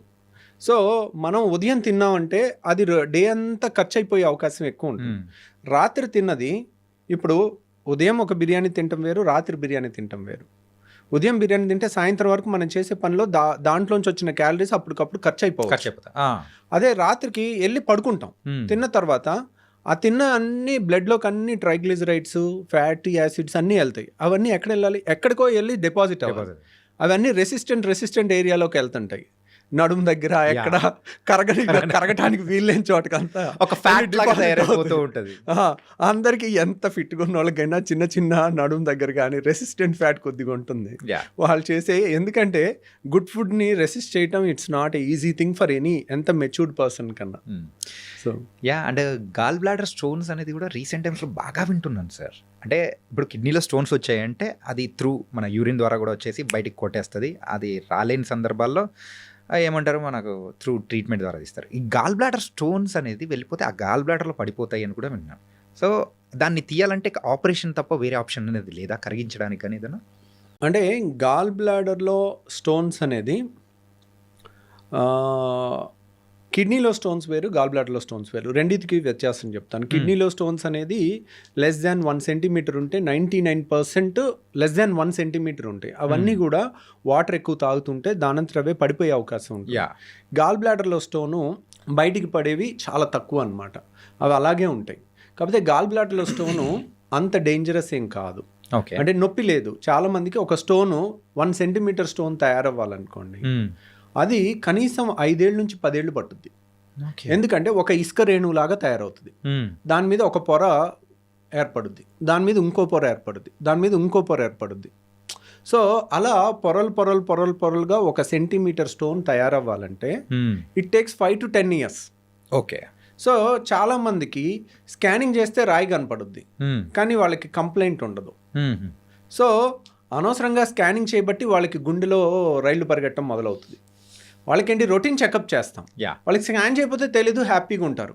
చేసిన కాడ నుంచి అదో గిలి, అమ్మో నాకు రాయింది, ఇప్పుడు ఇదేమవుద్దో అన్న టెన్షన్తో ఉంటారు. సో వాళ్ళు ఒక డాక్టర్ దగ్గరికి వెళ్తే ఆపరేషన్ చెప్పాడు, నేను ఎక్కడో హోమియో వాడుతున్నాను, హాయిగా 4 ఏళ్ళ నుంచి ఉన్నాను అంటారు. అంటే 4 ఏళ్ళ నుంచి కూడా, ఇప్పుడు మనం స్కాన్ చేయకముందే 4-5 ఏళ్ళ నుంచి ఉంది అది. అది మెల్లమెల్లగా పెరుగుతుంది. ఇంకో 5 ఏళ్ళు కూడా అలా పెరగవచ్చు కంప్లైంట్ లేకుండా. సో కాకపోతే దే మే గివ్, ఓకే నేను ఇది ఆయుర్వేదిక్ వాడాను, హోమియో వాడాను, దానివల్ల నాకు 5 ఏళ్ళు తగ్గిపోయింది అనుకుంటా. తగ్గిపోలా, అది మీకు ప్లసిబో ఎఫెక్ట్ ఇస్తుంది. సో దానివల్ల తగ్గలేదు. ప్రాబ్లం ఏంటంటే చాలామంది రాయి ఉండి 10 ఏళ్ళు నొప్పి లేని వాళ్ళని చూసుంటారు. ఓకే. రాయి ఇరుక్కుని జాండీస్ వచ్చిన వాళ్ళని మీరు చూడరు. ఆ స్టేజ్లో రాయి ఇరుక్కుని కొలాంజైటిస్ అని ఒళ్ళంతా భయంకరమైన వణుకుతో కొలాంజైటిస్ అని ఫీవర్ వస్తుంది, హై గ్రేడ్ ఫీవర్, జాండీస్ వస్తుంది. ఓకే. ఆ టైము 24 గంటల నుంచి 48 గంటల్లో మనం ఆ స్టోన్ని అడ్డు తీసి స్టెంట్ అయిపోతే ప్రాణహాని ఉంటుంది. అది లేట్ అయి చచ్చిపోయిన వాళ్ళు కూడా మేము చూస్తాం. ఓకే. సో ఇమీడియట్ రియాక్ట్ అవ్వాలి 24 hours to 48 hours. సో అది జాండీస్ వచ్చినప్పుడు, అందరికీ జాండీస్ వస్తుందని నేను చెప్పట్లా. ఈ రోజు రాయి బయటపడింది, ఈ రోజే జాండీస్ వచ్చేది. 5 ఏళ్లలో రావచ్చు, 3 ఏళ్లలో రావచ్చు, 6 నెలల్లో రావచ్చు, వీ కెనాట్ సే. సో నేను అనేది ఏంటంటే, మీకు రాయి ఉంది, be bold, be strong, no pain no surgery. Text book line చెప్తున్నాను. గాల్ బ్లాడర్లో స్టోన్ ఉంది, నో పెయిన్ నో సర్జరీ. దాంట్లో రూల్ ఏం లేదు, రూల్ నెవర్ చేంజెస్. ధైర్యంగా మీరు ఉండండి, అదేం అవ్వదు. కానీ నేను చెప్పేది ఏంటంటే, రియల్గా నొప్పి వచ్చినప్పుడు కూడా నొప్పి ట్యాబ్లెట్ వేసుకుని దాన్ని ఆపి మళ్ళీ నాకు నొప్పి లేదని అనొద్దు. ఒక్కసారి నొప్పి వచ్చినా that is a dangerous stone. Okay. ఈ రోజు ఇరుక్కుని నొప్పి వస్తుంది. గాల్ బ్లాడరు ఫండస్ అంటారు, వెడల్పుగా ఉంటుంది. నెక్ అంటారు, నెక్ సన్నగా ఉంటుంది. అది బయటకు వచ్చే ద్వారంలో ఇరుక్కుంది అనుకోండి, అప్పుడు మనకి నొప్పి వస్తుంది. అది ఇరుక్కుని మళ్ళీ వెనక్కి వచ్చేస్తే నొప్పి ఉండదు. రైట్. మళ్ళీ ఒక 3 నెలలకి ఇరుకోవచ్చు, 6 నెలలకి ఇరుకోవచ్చు. ఇరుక్కున్నప్పుడు మాత్రం భయంకరమైన పెయిన్ పరుగులు తీపిస్తుంది. అందుకేనా మీరు స్టంట్ అనేది కూడా వేయాలి అనేది? అంటే అది జాండీస్ ఉన్నప్పుడు, జాండీస్ దాంట్లో జాండీస్ ఉన్నప్పుడు, జాండీస్ లేకుండా కూడా నొప్పి రావచ్చు. ఓకే. సో దాంట్లో ఏంటంటే నేను అనేది ఏంటంటే గాల్ బ్లాడర్ స్టోన్ వల్ల ప్రాణం పోయిన వాళ్ళని మేము చూసాం, మీరు ఎవరు చూడలేదు. Okay okay. సో ఇప్పుడు పోక్రీ సినిమాలు అంటారు చూడండి, రెస్పాన్సిబిలిటీ తీసుకునే ఏకైక డిపార్ట్మెంట్ పోలీస్ డిపార్ట్మెంట్ అంటారు కదా. సో అందరూ నువ్వు వాళ్ళని పట్టుకోలేదు వీళ్ళని పట్టుకోలేదు అని అంటం తేలిక.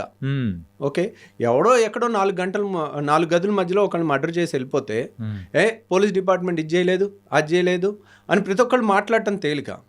దాన్ని వెళ్ళి వాళ్ళు లేరు అక్కడ, వాళ్ళు లేనప్పుడు జరిగింది. క్రిమినల్స్ అన్ని పోలీసులు ఉన్నప్పుడు చూసి చేయరు కదా, వాళ్ళు వెళ్ళి చేయాల్సిన వాళ్ళ రెస్పాన్సిబిలిటీ తీసుకొని ఫైనల్గా వాళ్ళే చేసేది. రైట్.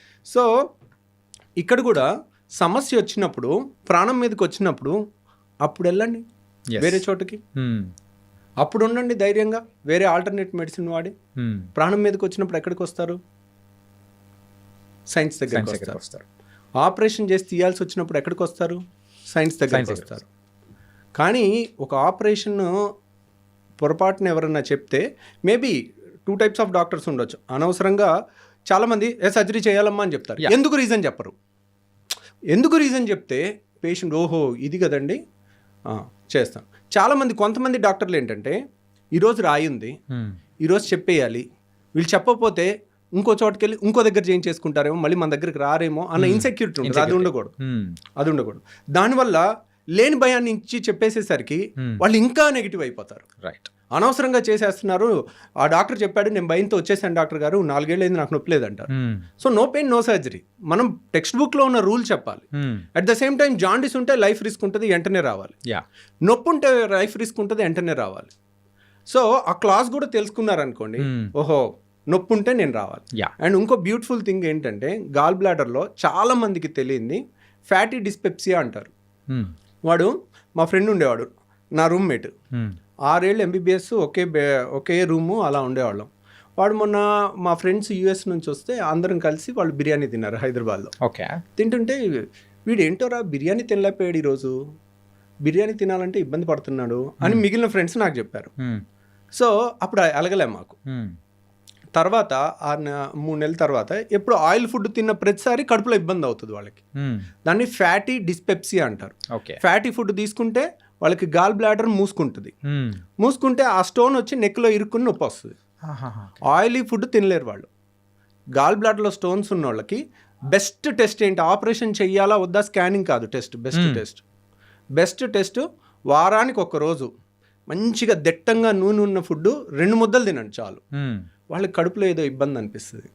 ఇప్పుడు అందరూ లొట్టలు వేసుకుని తింటారుగా, బిర్యానీలో ఇంత గ్రేవీ వేసుకుని, లేదంటే పైన చేపల పులుసు పైన ఆయిల్ తేలుతా 2 గంటలు వేసుకుని లొట్టలు వేసుకుని తినాలి కదా అందరూ.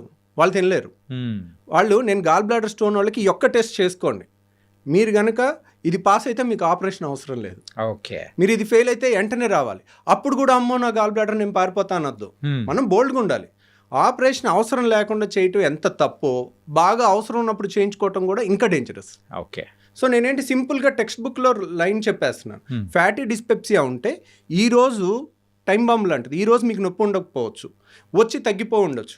లేదంటే ఆయిల్ ఫుడ్ తింటేనే నాకు వస్తుంది డాక్టర్ గారు, నేను డైట్తో తెలివిగా తప్పించేసుకుంటున్నాను సంవత్సరం నుంచి. అది తెలివితో తప్పించుకోవడం గొప్ప విషయం కాదు. అదేంటి, అది ఇండికేషన్, అది వార్నింగ్ ఇస్తుంది. అప్పుడు మనం వార్నింగ్ ఇచ్చిన తెలివైన వాళ్ళు ఏంటి, వార్నింగ్ పట్టుకోవాలి. ఎందుకు మీరు ఆ తెలివైన వాళ్ళు ఇప్పుడు వాళ్ళకి హాలిడేస్ ఉండొచ్చు, దసరా హాలిడేస్, సంక్రాంతి హాలిడేస్, లేదా వీకెండ్ హాలిడేనో 1 డే 5 నిమిషాలు ఆపరేషన్. ఎర్లీ స్టేజ్లో వస్తే 5 నిమిషాలు అయిపోద్ది. ఓకే. అదే బాగా నొప్పి వచ్చి మందులు వాడి మళ్ళీ తగ్గించుకుని ఒక 6 నెలలు సంవత్సరం పోస్ట్పోన్ చేయొచ్చు. ఏ గాల్ బ్లాడర్ స్టోన్స్ నన్ను మనం పోస్ట్పోన్ చేయొచ్చు సర్జరీని. నొప్పి వచ్చిన తర్వాత కూడా చేయొచ్చు. But that's not. ఎందుకు అలా పోస్ట్పోన్ చేసి నొప్పి వచ్చినప్పుడల్లా నొప్పి మెడిసిన్ ఇచ్చి యాంటీబయాటిక్స్ ఇచ్చి దాన్ని తగ్గించి సంవత్సరం తర్వాత ఆపరేషన్ చేసేటప్పుడు నేను కావాలంటే ఆ వీడియో చూపిస్తాను. 5 నిమిషాల్లో అయిపోయిన ఆపరేషను, 1.5 గంటల బట్టే ఆపరేషను. సో ఎక్కడికక్కడ ముద్దలాగా అయిపోయి, ఇప్పుడు మీకు ఇక్కడ ఒక కత్తితో కట్ చేసి కుట్టేయటం చాలా తేలిక, fine cut, clear cut edges కనపడతాయి. అదే బైక్ మీద నుంచి కింద పడిపోయి మొహానికి ఏదన్నా రాయో ఏదో గుద్దుకుని మొహం ఇంత ఉబ్బిపోయి కళ్ళు కూడా కనపడవు, కళ్ళు ఓపెన్ అవ్వవు, ఈ అన్నీ ఉబ్బిపోయి ఉంటుంది. అలా దెబ్బ తగిలినప్పుడు కానీ చీమ్ పట్టినప్పుడు కానీ చీమగడ్డ ఉబ్బుద్దా, ఉబ్బుతుంది, ఎర్రగా అయిపోద్దా, అలా ఉంటుంది గాల్ బ్లాడర్. ఓకే. అలాంటి దానికి ఆపరేషన్ చేయాలంటే మీకు ఈ ఫైన్ కట్కి చేసిన దానికి ఉబ్బిపోయి మొత్తం ట్రామా అయ్యి మొత్తం వంకాయ బజ్జీ లాగా అయిపోయిన దాని మీద ఆపరేషన్ చేయడానికి చాలా తేడా ఉంటుంది. Right, got it. సో వాళ్ళు అది చూడరు, మేము చేస్తుంటాం, చేసేటప్పుడు తిట్టుకుంటూ ఉంటాం, వీళ్ళు ఏంటి ఇంత ఎన్నిసార్లు చెప్పినా ముందు వచ్చే హాయిగా ఉండేది కదా, వాళ్ళకే రిస్క్ కదా. ఇప్పుడు యంగ్స్టర్స్ మీ ఏజ్ వాళ్ళు అనుకోండి, నేను 2 గంటలు చేసినా తట్టుకుంటారు. అదే 60 ఏళ్ళ వాళ్ళకి హార్ట్ ప్రాబ్లమ్స్ అన్నీ వచ్చే వయసు, మీ వయసుకి మీకు రిజర్వ్ కెపాసిటీస్ ఎక్కువ ఉంటాయి. అదే 60 ఏళ్ల వయసు వాళ్ళు 2 గంటలు ఆపరేషన్ చేసేటప్పుడు ఏదన్నా హార్ట్ బీట్ అప్ డౌన్ అయ్యి ప్రాణాలకి రిస్క్ ఉంటుంది. అంత రిస్క్ ఏముంది, 5 నిమిషాలు దానికి భయపడితే. మీరు కావాలంటే భయపడేది ఉంటే నాది 5 నిమిషాలు వీడియో చూడండి, లైవ్ వీడియో 5 నిమిషాల్లో నేను ఫినిష్ చేసేసింది. సో 5 నిమిషాలు అయిపోయి 3 గంటల్లో లేచి నడిచి మరుసటి రోజు వెళ్ళిపోతే వై నాట్? అంతే కదా. సో అర్లీగా మనం చేసుకుంటే కూల్ అయిపోతుంది అన్నమాట. ఇంకొక పైత్యం ఉంది. ఇప్పుడు మొన్న ఒక కప్పులు లండన్ నుంచి వచ్చి చైనా వెళ్ళి గాల్ బ్లాడర్లో స్టోన్కి ప్రపంచం మొత్తం గాల్ బ్లాడర్ తీసేస్తున్నారు. నేను చైనా వెళ్ళి ఎక్కడ లేని టెక్నాలజీ రాయి ఒక్కటి తీయించుకొచ్చాను, గాల్ బ్లాడర్ తీయించుకురాలేదు. దాన్ని లైవ్ ఇగో లోపలికి వెళ్తున్నాం, లోపలికి వెళ్ళేటప్పుడు ఫీలింగ్స్, బయటకు వస్తున్నాం ఆ టైంలో ఫీలింగ్స్. సార్ దానికి మిలియన్స్ ఆఫ్ వ్యూస్. సార్ అదేమన్నా హోమ్ టూరా సార్? సో ఆపరేషన్ కానీ యునో ఆ ఒక్క వీడియో చూసి వచ్చి మమ్మల్ని, ఏం డాక్టర్ గారు ఈ టెక్నాలజీ మీకు రాలేదా? సో ఫస్ట్ ఆఫ్ ఆల్ మనం చేస్తుందే తప్పు. ఓకే. సో ఇప్పుడు అది రాలేదు, అది కదండి గాల్ బ్లాడర్ తీసిన వాళ్ళు గాల్ బ్లాడర్లో స్టోన్ తీయలేరా? సో గాల్ బ్లాడర్లో స్టోన్ తీయటం అది పెద్ద గొప్ప విషయం కాదు, కానీ that is not right thing to do it. A text బుక్లో గాల్ బ్లాడర్లో స్టోన్ తీయమని లేదు. సో కాబట్టి నేను అలాంటివి సరే తీసామని అనుకోండి, రేపొద్దున్న ఈరోజు ఒక స్టోన్ తీసాం, గాల్ బ్లాడర్లో స్టోన్ వచ్చిందంటే ఏంటి, దానికి స్టోన్ వచ్చే తత్వం ఉన్నట్టు. ఇప్పుడు ఒక ఆపరేషన్ చేసి తీస్తాం, 5 ఏళ్ళు ఆగి మళ్ళీ స్టోన్ వస్తుంది, మళ్ళీ ఆపరేషన్ చేయించుకున్న అదే రిస్క్గా. యాక్చువల్గా ఆపరేషన్లో రిస్క్ గాల్ బ్లాడర్లో లేదు, గాల్ బ్లాడర్ తీసే దాంట్లో లేదు, అది 5 నిమిషాల ఆపరేషన్. రిస్క్ ఎక్కడుంది? మత్తు, వీటన్నిటిలో కూడా రిస్క్ ఉంటుంది, రిస్క్ అనేది కూడా ఉంది, రిస్క్ ఉంటుంది. సో ప్రతిసారి ఆపరేషన్ చేయించుకోవటం అనేది it's not a good thing. కానీ ఇప్పుడే చెప్తున్నా, సైన్స్ ప్రకారం ఒక 100 ఏళ్ల రీసెర్చ్కి ఎగెన్స్ట్కి వెళ్ళాలని అనుకోవటం అన్నిసార్లు ఉత్తమం కాదు. దాంట్లో ఒకసారి నువ్వు బయటపడవచ్చు, 1 వేలో ఎదురెళ్ళకూడదు అన్నారు, ట్రాఫిక్ లేదు, నేను 1 వేలో ఎదురెళ్ళాను, 60 స్పీడ్తో వెళ్ళొచ్చాను, నేను గొప్ప అనుకోవటం కాదు. That is wrong thing. Right. మీకు కావాలనుకోండి, మీకు ఆ రాయి ఒక్కటే తీయాలనుకుంటే అది నేను తీసి పెడతాను, కానీ నేను చెప్పటం నా duty. This is not the right thing అండి అని. సో ఇన్స్పైట్ ఆఫ్ దట్ వాళ్ళు అడిగారు అనుకోండి, సో ఓకే చేసి పెడదాం, ఏముంది దాంట్లో. ఇప్పుడు కానీ మళ్ళీ వచ్చే అవకాశాలు అనేది కూడా మళ్ళీ వచ్చే అవకాశం ఉంటుంది, రిస్క్ కూడా ఎక్కువ ఉంటుంది. ఎందుకంటే గాల్ బ్లాడర్ గోడ అనేది పేపర్ కన్నా పలుచుకుంటుంది. ఓకే. సో గాల్ బ్లాడర్లో స్టోన్ వస్తే గాల్ బ్లాడర్ మొత్తం తీసేస్తాం, అది స్టాండర్డ్ టెక్స్ట్ బుక్ ట్రీట్మెంట్. కిడ్నీలో స్టోన్ వస్తే కిడ్నీ తీసేస్తారు ఎవరు? తీయరు కదా. మరి కిడ్నీ ఎందుకు తీయట్లేదు ఏ డాక్టరు? స్టోన్ ఒకటి, కిడ్నీ ముఖ్యమైన అవయవం కాబట్టి. సో 600 అయినా రాయ తీస్తాం. సో గాల్ బ్లాడర్ వాళ్ళే పల్చగా ఉంటుంది పేపర్ అంతా, దాన్ని కట్ చేసి దాన్ని కుట్టిన తర్వాత ఒక్కోసారి అక్కడ నుంచి పసర్ లీక్ అయింది అనుకోండి, సెప్టిక్ అయి ప్రాణహాని కూడా ఉంటుంది. సో అది రాకుండా కూడా జాగ్రత్త తీసుకుని చెయ్యొచ్చు. కానీ గాల్ బ్లాడర్ ఆపరేషన్ ఉదయం చేస్తే సాయంత్రం ఇంటికి పంపించేస్తాం. అలా చేసిన వాళ్ళకి ఒక ట్యూబ్ పెట్టాలి. సో వాళ్ళకి ఇంకా కంబర్సమ్ ఉంటుంది, అది వాళ్ళకి తెలియదు కదా. కాకపోతే వాళ్ళకేంటి, వాళ్ళకి ఒకే ఎమోషన్, నా అవయవం తీయలేదు అనే ఎమోషన్ ఉంటుంది. కానీ అది అన్నిసార్లు అదేం పెద్ద ఇంపార్టెంట్గా అవయవం ఏం కాదు. కానీ కొంతమంది అడిగారు అనుకోండి, that is not a conventional treatment, మీకు అది కావాలంటే అది చేస్తాం. సో అది చేయలేని వాళ్ళు ఇండియాలో లేకపోవటం అనేదే లేదు. It's depends on the persons. కానీ పేషెంట్ ఖర్చు ఇప్పటికీ చెప్తున్నాను వినండి, మీకు ఎవరికన్నా ఓన్లీ రాయి తీయాలన్నా కానీ we don't recommend it, but that's not a great thing to achieve. అది ఎక్కడా లేని ట్రీట్మెంట్ ఓన్లీ చైనాలో ఉందని అనుకోవటం తప్పు. ఓకే. మీకు కావాలంటే ఆ వీడియో నేను కూడా చేసి పెట్టి పంపిస్తాను. It was very nice talking to you sir. Really bold అయిన విషయాలు అనేది కూడా తెలుసుకున్నాను. కాకపోతే మీతో మాట్లాడుతూ ఉంటే ఇంకా సరిపోలేదు, ఇన్కంప్లీట్ అన్నట్టు కూడా అర్థమవుతుంది. అండ్ ఈ సెషన్లో మాత్రం చాలా వాల్యుబుల్ సజెషన్స్ కానీ and how you started your journey in the gastroenterology and బెర్టియాలజీలో కూడా చాలా చక్కగా చెప్పారు. Really thank you so much for coming here and మీ టైం అనేది కూడా ఇచ్చినందుకు. Thank you very much.